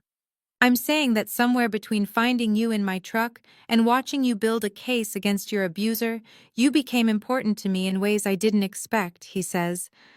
"I'm saying that I think about you constantly. Look for excuses to check on you. Find reasons to be in the same room. And when this is over, when Derek is handled and you're safe, I don't want you to leave." His words make my heart race, and I say, "You want me to stay here, at the compound. Why?" "Because I care about you," Mateo says simply. "Because these days with you have been the best I've had in years. Because you see me as a person, not just a boss or a criminal or a means to an end. And because I think maybe you feel the same way even if you're afraid to admit it." "I do," I whisper. "I do feel the same way, and it terrifies me because I'm a social worker who dedicated my life to helping people, and you're," and I gesture vaguely, "you're everything I should run from. You do things I can't even know about, things that would horrify me. And I don't know how to reconcile wanting you with everything I believe about right and wrong." Mateo's expression softens slightly, and he says, "I'm not asking you to compromise your principles. I'm not asking you to be involved in my business or look the other way. I'm asking you to consider that people are complicated and morality isn't always black and white. That maybe someone can do bad things and still be worthy of love." The word love sits between us unexpressed, but implied, and I feel my breath catch because this is real. Whatever is happening between us is real and significant, and potentially life-changing. And I say when this is over, after we submit the evidence and Derek is arrested, "You want me to stay here, give up my job and my apartment, and my whole life in San Diego?" "Stay or come back," Mateo says. "I'm not asking you to abandon everything. I'm asking you to consider that maybe there's a way to have both, to keep doing the work you love while also building something here with me, with my family, in a place where you're valued and protected and free to be yourself. You're asking me to choose between everything I built and what, I say, a fantasy, a life with a man whose business I can't even fully know about. I'm asking you to consider that maybe you ended up in my truck for a reason," Mateo says, moving even closer until I can feel the heat of him. "Wrong place, perfect time. Maybe this was meant to happen. Maybe we were meant to find each other exactly when we did." Thunder rumbles in the distance and the lights flicker as the storm moves closer, and I say, "I don't know if I believe in fate or meant to be. I believe in choices and consequences, and choosing you would have consequences I'm not sure I'm ready to face." "What if I told you I love you?" Mateo says, and the words are raw and honest in a way that makes my chest tight. "What if I told you that in 1 week you've become more important to me than anything except my family? That watching you work reminds me why I started protecting this territory in the first place. That losing you would hurt in ways I haven't let myself feel since Elena died." "I'd say you barely know me," I whisper. But the protest sounds weak even to my own ears because I feel it too. This connection that's too intense and too fast and too real to dismiss. "I know you're brave enough to testify against your abuser," Mateo says. "I know you put yourself at risk to save trafficked children. I know you spent hours counseling women you'd never met because you believe everyone deserves to be heard. I know you speak perfect Spanish and love tres leches cake and get this little furrow between your eyebrows when you're concentrating. And I know that when you smile at me, it feels like the sun coming out." His words break something open in me, and I find myself saying, "I'm falling for you." And it scares me because falling for you means accepting things about myself I'm not sure I like, means admitting that maybe my black and white morality is just another way of avoiding complicated truths, means choosing something messy and uncertain over the safe, predictable life I had planned.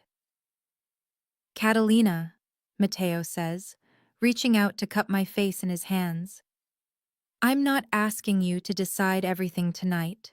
I'm asking you to admit that this is real, what's between us, and to consider staying after Derek is handled, not because you're hiding, but because you want to see where this goes. The storm breaks outside the windows, rain suddenly pounding against the glass, and lightning illuminating the agave fields in stark flashes, and the compound lights dim as backup generators kick in, and somewhere in the distance, I hear shouting in Spanish as security responds to some alert. Derek is out there, I say, somewhere in the dark, hunting for me. And you want to talk about our future. I want you to understand why I'm so insistent on protecting you, Matteo says. It's not about control or thinking you're weak. It's about the fact that I've already lost one woman I cared about to a violent man, and I will not let that happen again. And if that makes me controlling or overprotective, then I'll live with that label as long as you're safe. Pablo's voice comes over an intercom saying, "Boss, we have movement on the north perimeter. 3 men in a vehicle matching the description, armed and heading toward the main gate," and Mateo's whole demeanor shifts back to command mode, his hands dropping from my face as he turns toward the monitors. "I'm going out there," I say before he can stop me. "I'm going to face Derek with your security as backup. I'm going to show him I'm not afraid anymore. And you can either support me in that, or you can lock me in a room. But either way, I'm done running." Matteo looks at me and I see the war in his expression, between his need to protect and his respect for my autonomy. And finally he says, "If you're going out there, then I'm right beside you, not because I think you can't handle it, but because I refuse to let you face him alone. And if anything happens to you, I want to be there to stop it." "That's all I'm asking," I say. "Your presence, not your control. Your partnership, not your protection. The chance to end this on my terms with you supporting me." The intercom crackles again, and Pablo says they're at the gate demanding entry, claiming they're SDPD officers conducting a welfare check on a missing American citizen. And I feel my heart hammering, but also something else, a strange calm, because this is it, the confrontation I've been avoiding and dreading and somehow needing. "Let them in," Matteo says into the intercom, "but have security ready." No one makes a move unless I give the signal, and then he turns to me and says, "Are you absolutely sure about this? Because once we open that gate, there's no taking it back." "I'm sure," I say, and I mean it. I'm sure that I need to face Derek. Sure that I need to show him I'm not his victim anymore. And maybe I'm also sure about other things. About Matteo, and about staying, and about choosing this complicated, messy, beautiful life over the safe one I left behind. But those certainties can wait until after I've dealt with the man who's been hunting me. Matteo takes my hand, and we walk together toward the front of the compound, where security lights are blazing, and armed men are positioned, and somewhere beyond the gate, Derek is waiting, and the storm rages overhead, mirroring the turmoil inside me. And I think about wrong places and perfect timing, and how sometimes the most terrifying moments are the ones that change everything. How facing your abuser with a criminal who loves you beside you is maybe not the ending I imagined, but somehow exactly the ending I need. The gate opens, and I watch on the security monitors as Derek's vehicle enters the compound, a rented SUV with California plates, and even from the cameras I can see the wild, desperate energy in his movements as he exits with 2 other men I recognize from photos Matteo showed me. Cops from Derek's unit who are known for looking the other way when they're brothers in Blue Cross lines.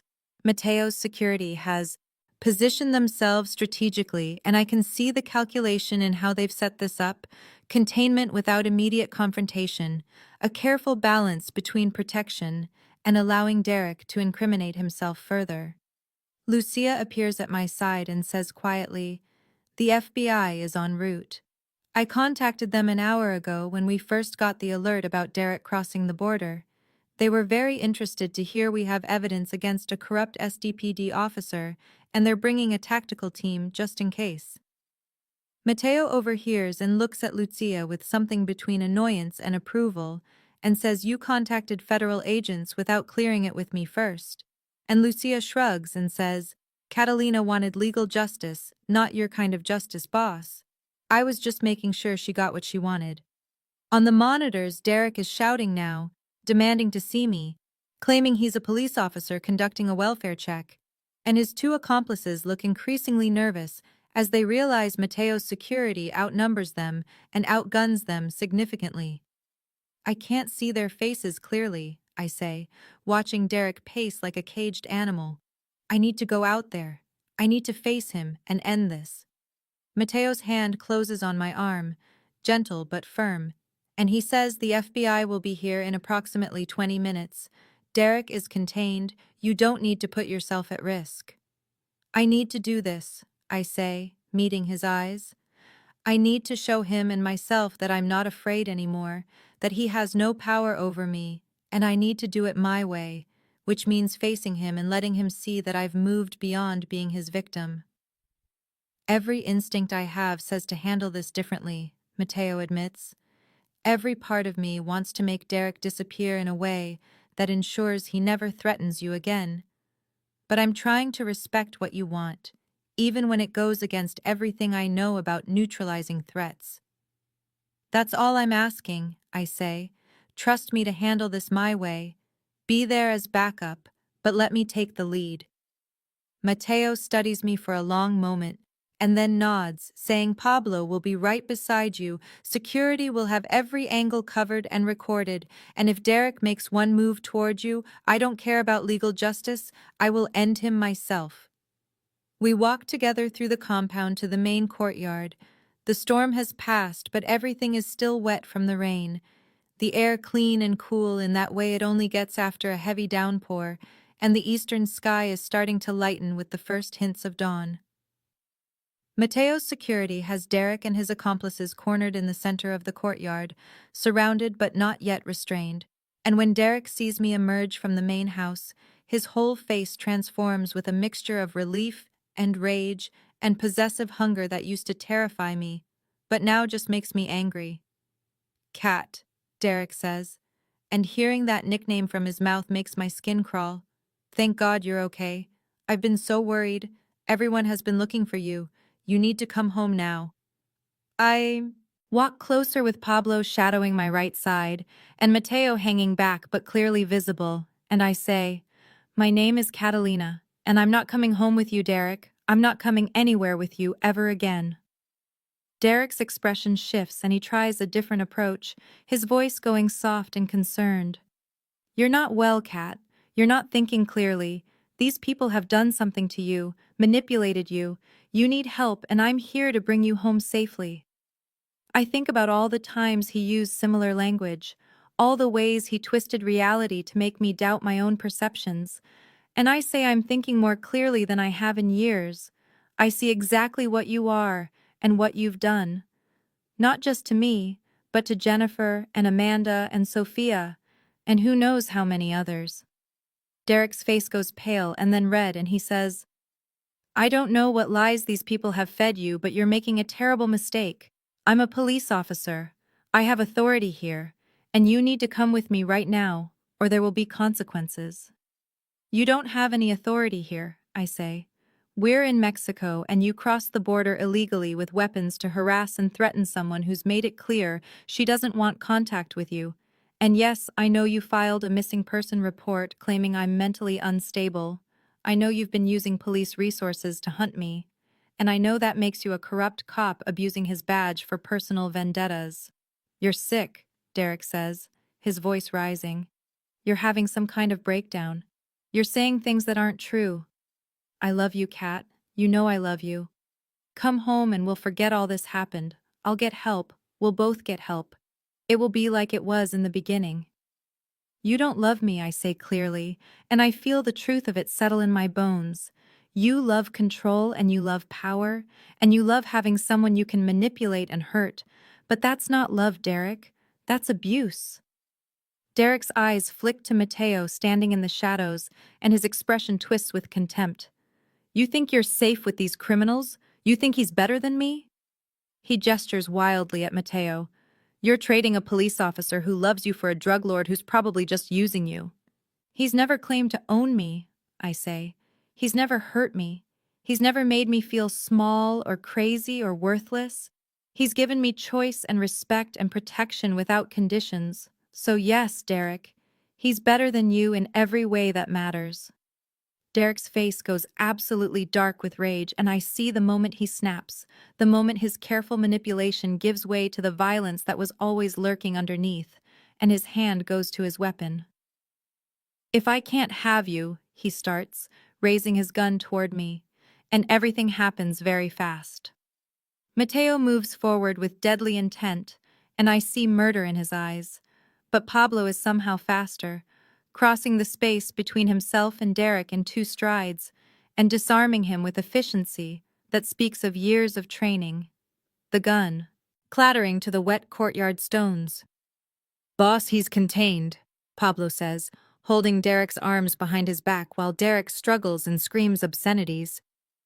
Mateo stops his forward momentum and turns to me. You okay? And there's still that deadly calm in his voice that suggests he's 1 word away from ignoring my wishes about legal justice. I'm better than okay, I say. And I mean it. I'm free. Derek just threatened to kill me in front of multiple witnesses and cameras. He crossed an international border illegally to do it. And he's done exactly what we needed him to do, which is show everyone who he really is. In the distance, I hear the sound of helicopters and see lights approaching fast. And Lucia appears saying, FBI is 2 minutes out. They've confirmed they have the evidence package we sent, and they're prepared to take Derek and his accomplices into custody. Derek is still struggling in Pablo's grip, still shouting about how I'm his, how I belong to him, how I'm making him do this, and I just watch him with a strange detachment, because this man who terrorized me for months suddenly seems small and pathetic. Not the monster I built him up to be in my mind, but just a broken, controlling man who never had any real power except what I gave him by being afraid. The FBI helicopters land in the compound, kicking up dust and water from the wet ground, and agents pour out in tactical gear, weapons drawn until they assess the situation and see Derek already restrained by Pablo. An agent approaches me, middle-aged woman with sharp eyes, and she says, Ms. Rivera. I'm Special Agent Martinez. We've received evidence regarding Derek Chen and his associates, and we need your full statement. But first, I need to understand your current location and your association with, and she glances at Mateo, certain individuals. I'm cooperating fully regarding Derek Chen and his accomplices, I say clearly.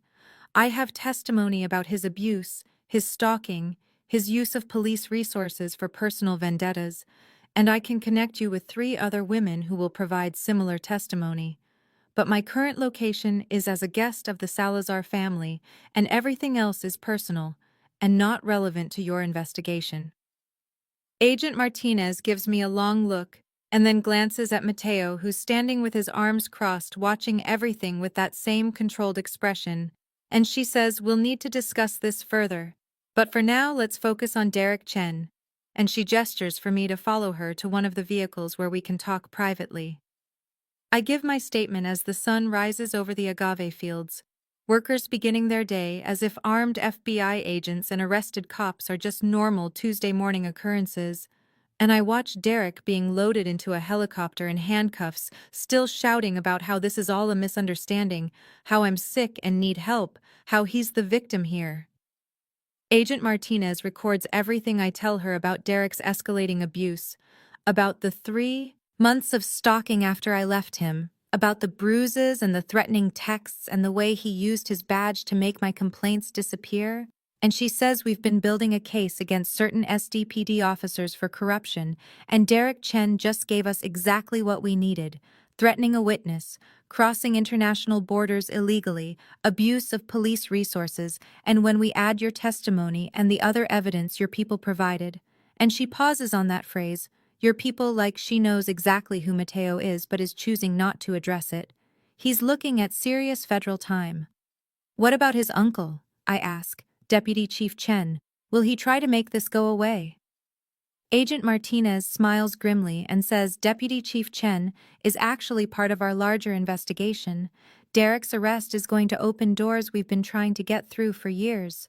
So no, I don't think his uncle will be in any position to help him. The interview takes over an hour, and by the time it's done, the sun is fully up and the FBI is preparing to leave. Derek and his two accomplices secured in one helicopter, while Agent Martinez and her team prepare to board another. She hands me her card and says, "You'll need to come to San Diego for additional interviews and eventually testimony. We'll coordinate through your attorney. You do have an attorney, right?" I glance at Mateo, who's been standing at a respectful distance the whole time, and he nods slightly. "Lucia will connect you with our legal team," he says. "They're very good at navigating complicated situations." Agent Martinez follows my gaze and says, "Miss Rivera, I hope you understand what you're getting involved with here. I hope you're making informed choices about your associations." "I understand exactly what I'm choosing," I say. "And for the first time in months, I mean it completely. I'm choosing safety and respect and partnership. And yes, I understand the complications that come with that, but I'm making an informed adult decision about my own life."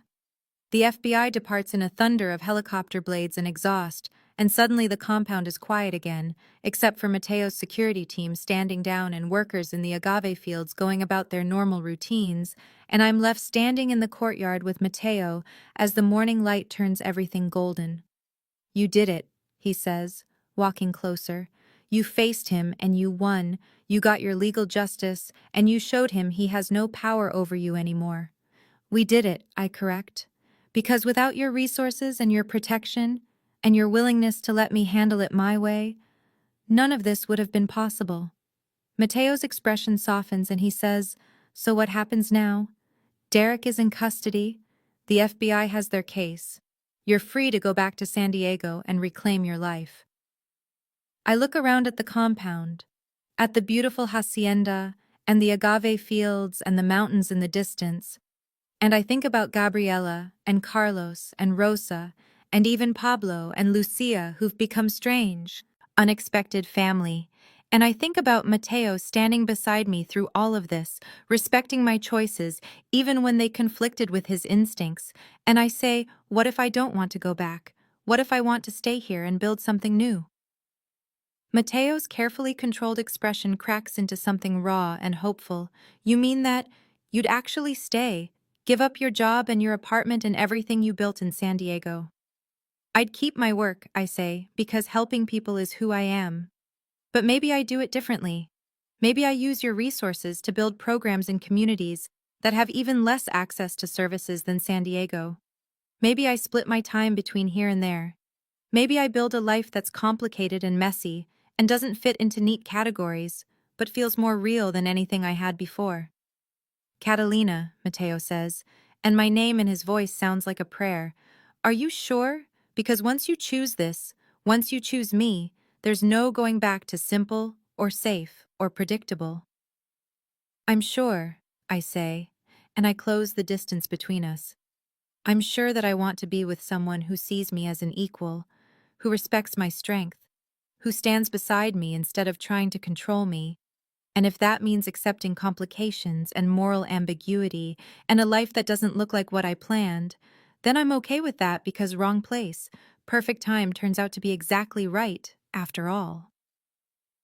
3 weeks after Derek's arrest, I'm back in San Diego, living in my apartment that suddenly feels too small and too quiet. Back at my job at the San Isidro Community Center, where everyone treats me like some kind of hero, because word got out that I testified against a corrupt cop and helped expose a wider network of SDPD corruption that led to Deputy Chief Chen's arrest and early retirement for half a dozen other officers. The FBI investigation became national news for about a week. Social worker takes down abusive cop, and I did interviews carefully worded to protect Mateo and his family while still telling the truth about Derek's abuse and the system that enabled it. My supervisor gave me a commendation, and my co-workers threw me a welcome back party, and my clients look at me with new respect, Like if I can stand up to a cop, then maybe they can stand up to their abusers too, and I should feel satisfied. Should feel like I've reclaimed my life and won. But instead, everything feels wrong in ways I can't quite articulate. Maria's case review went well, and she's staying with her foster family who actually loves her.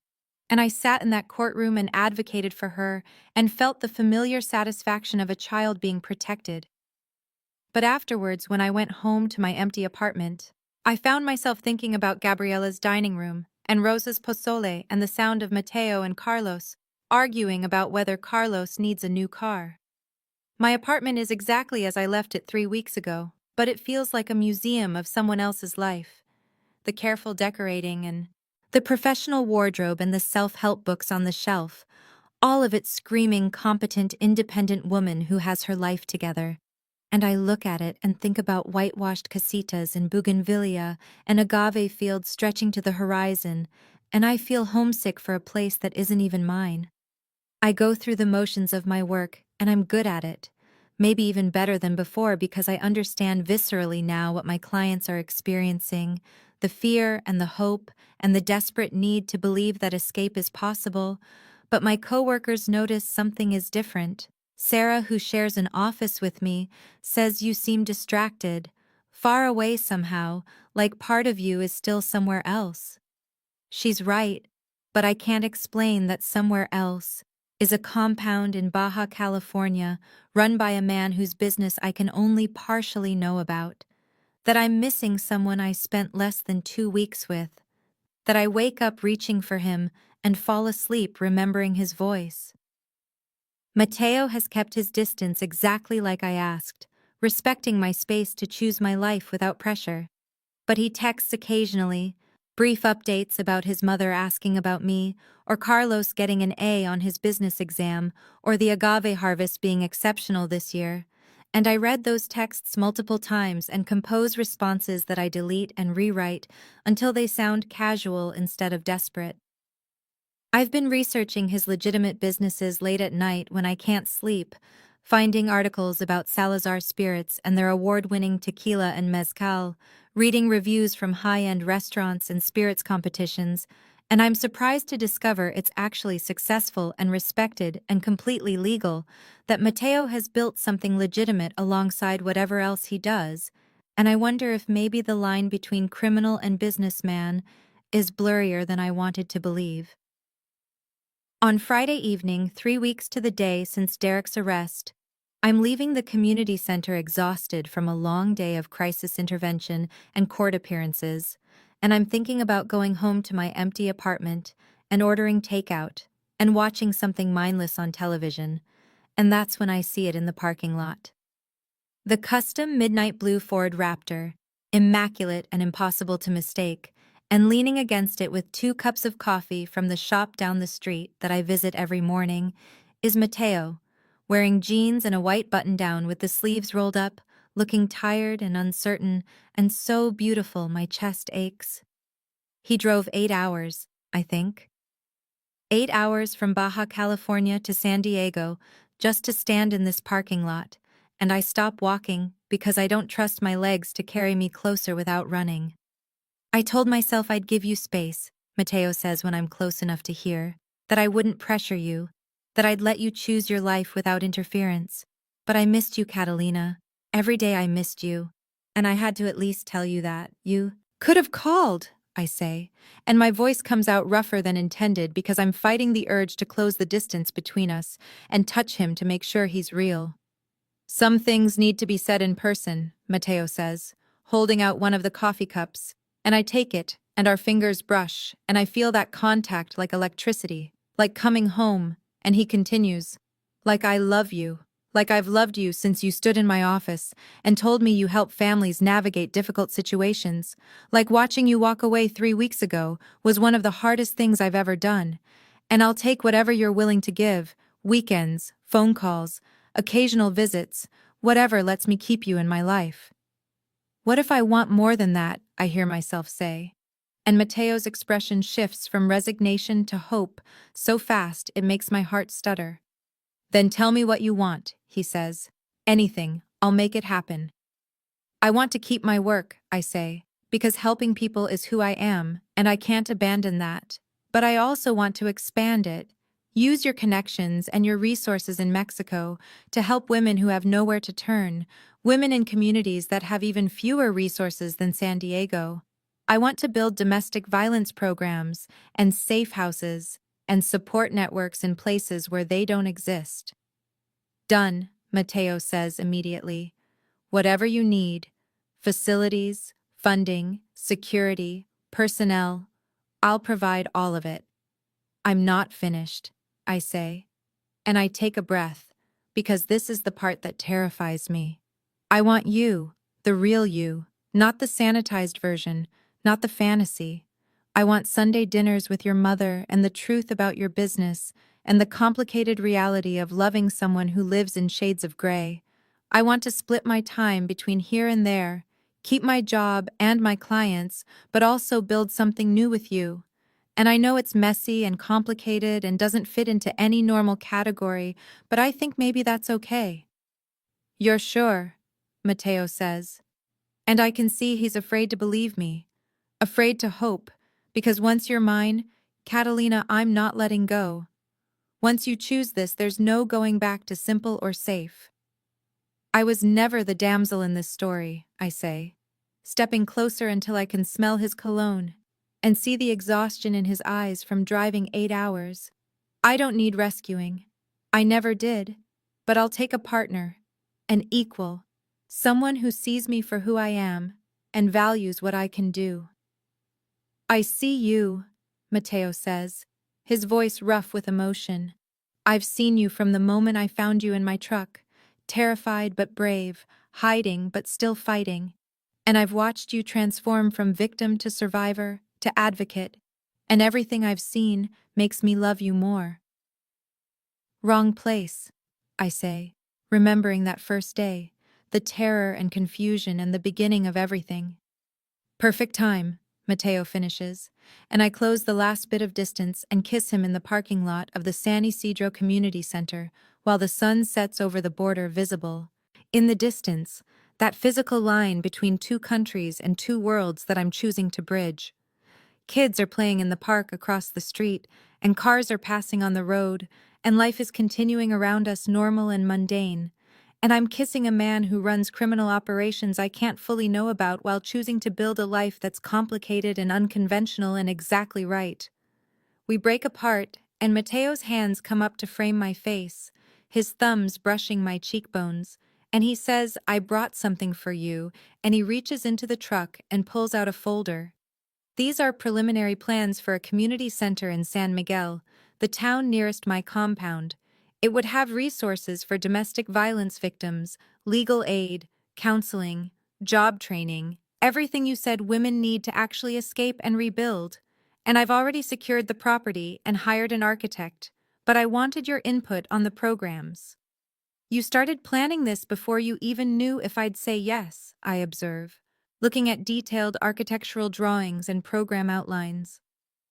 I started planning this the day you left, Mateo admits, because even if you chose to stay in San Diego and only visit occasionally, I wanted you to have the resources to do the work that matters to you.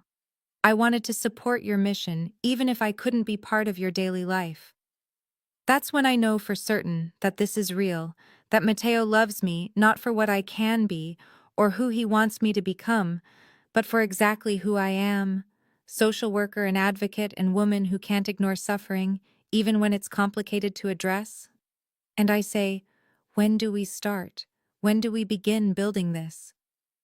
We already started, Mateo says, the moment you agreed to stay, the moment you chose complicated over simple. And he pulls me close and I rest my head against his chest and listen to his heartbeat and think about all the choices that led us here. My choice to hide in his truck, his choice to protect me instead of eliminate me, our choice to build a case against Derek instead of just making him disappear. My choice to come back to San Diego, his choice to drive 8 hours to tell me he loves me. My phone buzzes, and it's Sarah texting, "Is that the guy? Because girl, he is gorgeous, and you better not let him leave without getting details." And I laugh and show Mateo, And he smiles and says your coworkers are watching us from the windows. Let them watch, I say. Let them see that the social worker who took down a corrupt cop is choosing to be with someone complicated. Let them wonder and gossip and make assumptions because I know the truth, which is that you're the best man I've ever known, even with all the gray areas.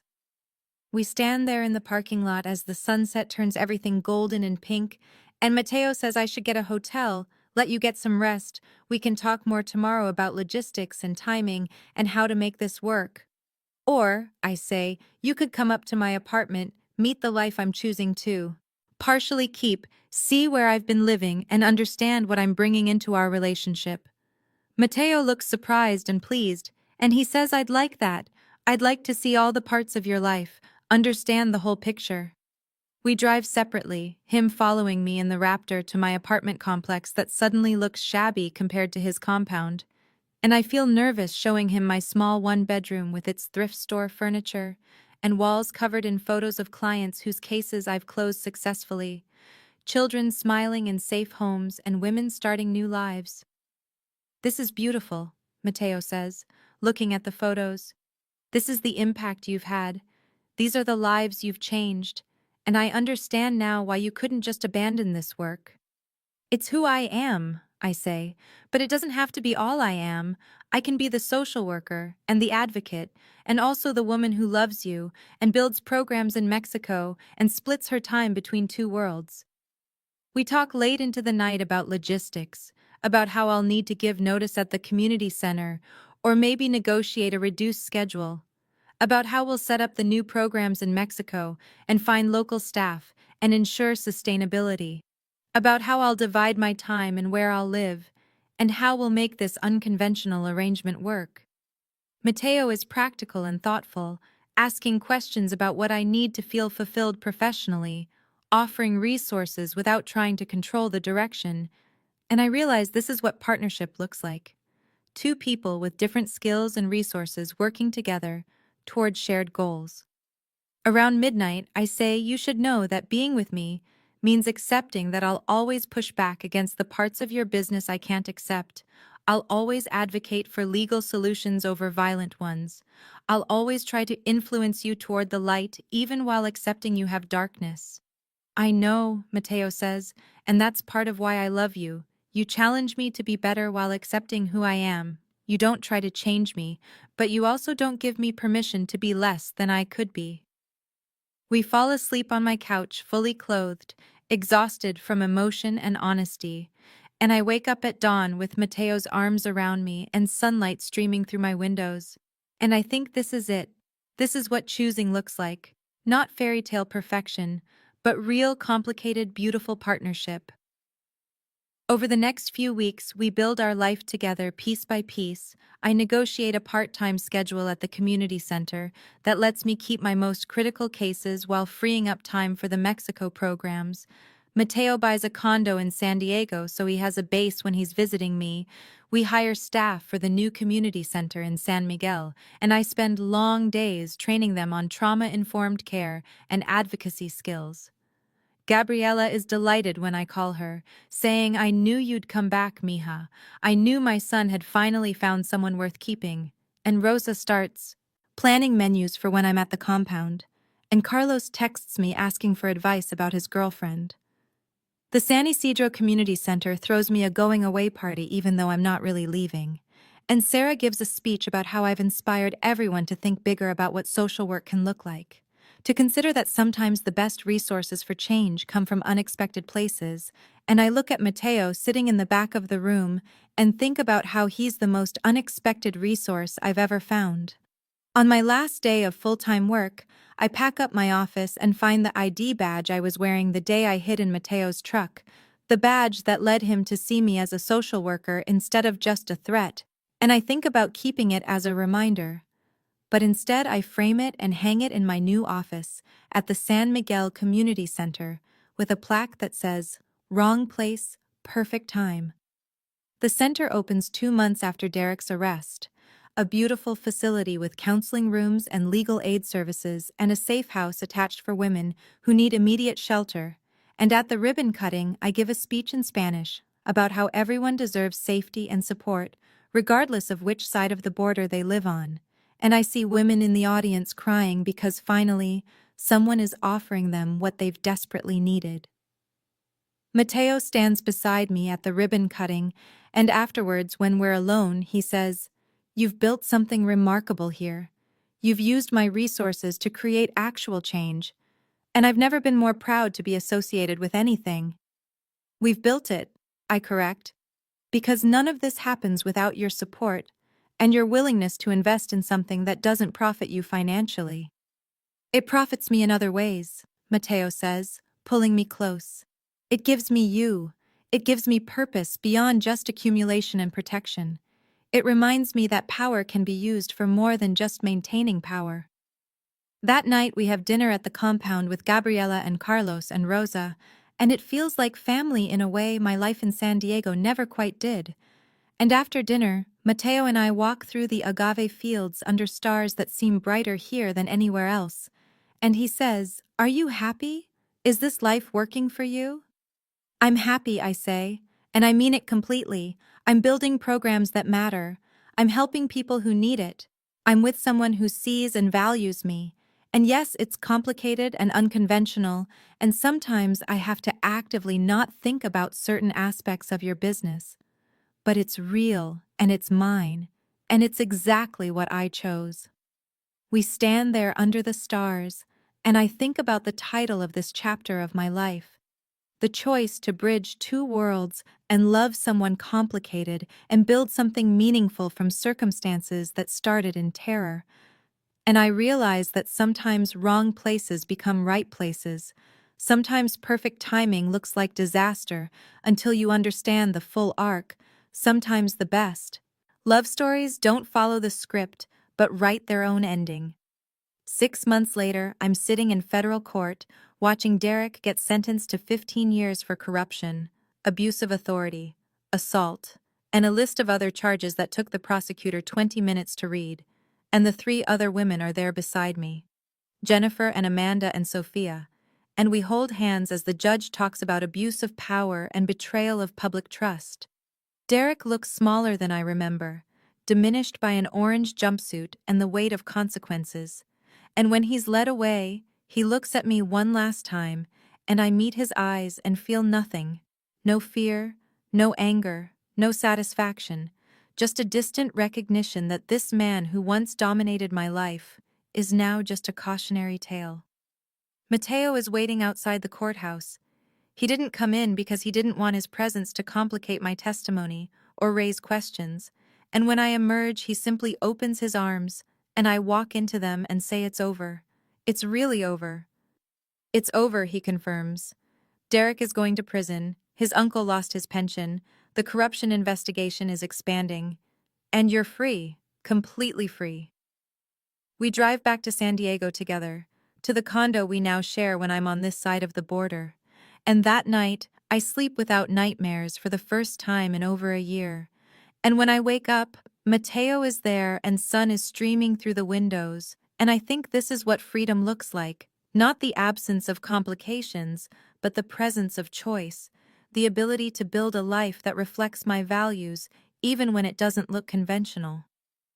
A year after hiding in Mateo's truck, I stand in the parking lot of the San Isidro Community Center on a Friday evening, the same spot where he came to tell me he loves me, and I'm meeting him here before we drive together to the compound for the weekend. And I lean against the Raptor and wait and think about everything that's changed. The community center in San Miguel serves over 200 women in its first year. We've helped 17 women leave abusive situations and rebuild their lives. We've trained local advocates and built networks of support, and I split my time between San Diego cases and Mexico programs, and I've never felt more fulfilled professionally. Mateo and I have settled into a rhythm: weekends at the compound, weeknights in San Diego, when I have court dates or client emergencies, video calls when we're apart, and quiet dinners when we're together, and it's not perfect, but it's real, and it's ours. He pulls into the parking lot and gets out carrying coffee like he did that first time, and I walk over and kiss him and say ready to go home, and he says always. And we both know I mean the compound, not San Diego. That somewhere in the last year, The place I ran to in terror became the place I returned to in joy. We drive south toward the border with the sunset painting the sky in shades of orange and pink, and I think about wrong places and perfect timing, and how sometimes the best stories don't follow the expected narrative. How sometimes hiding in a stranger's truck leads to finding yourself and your purpose, and a love that sees all of you. And I reach over and take Mateo's hand, and he squeezes back, and we cross the border together heading home.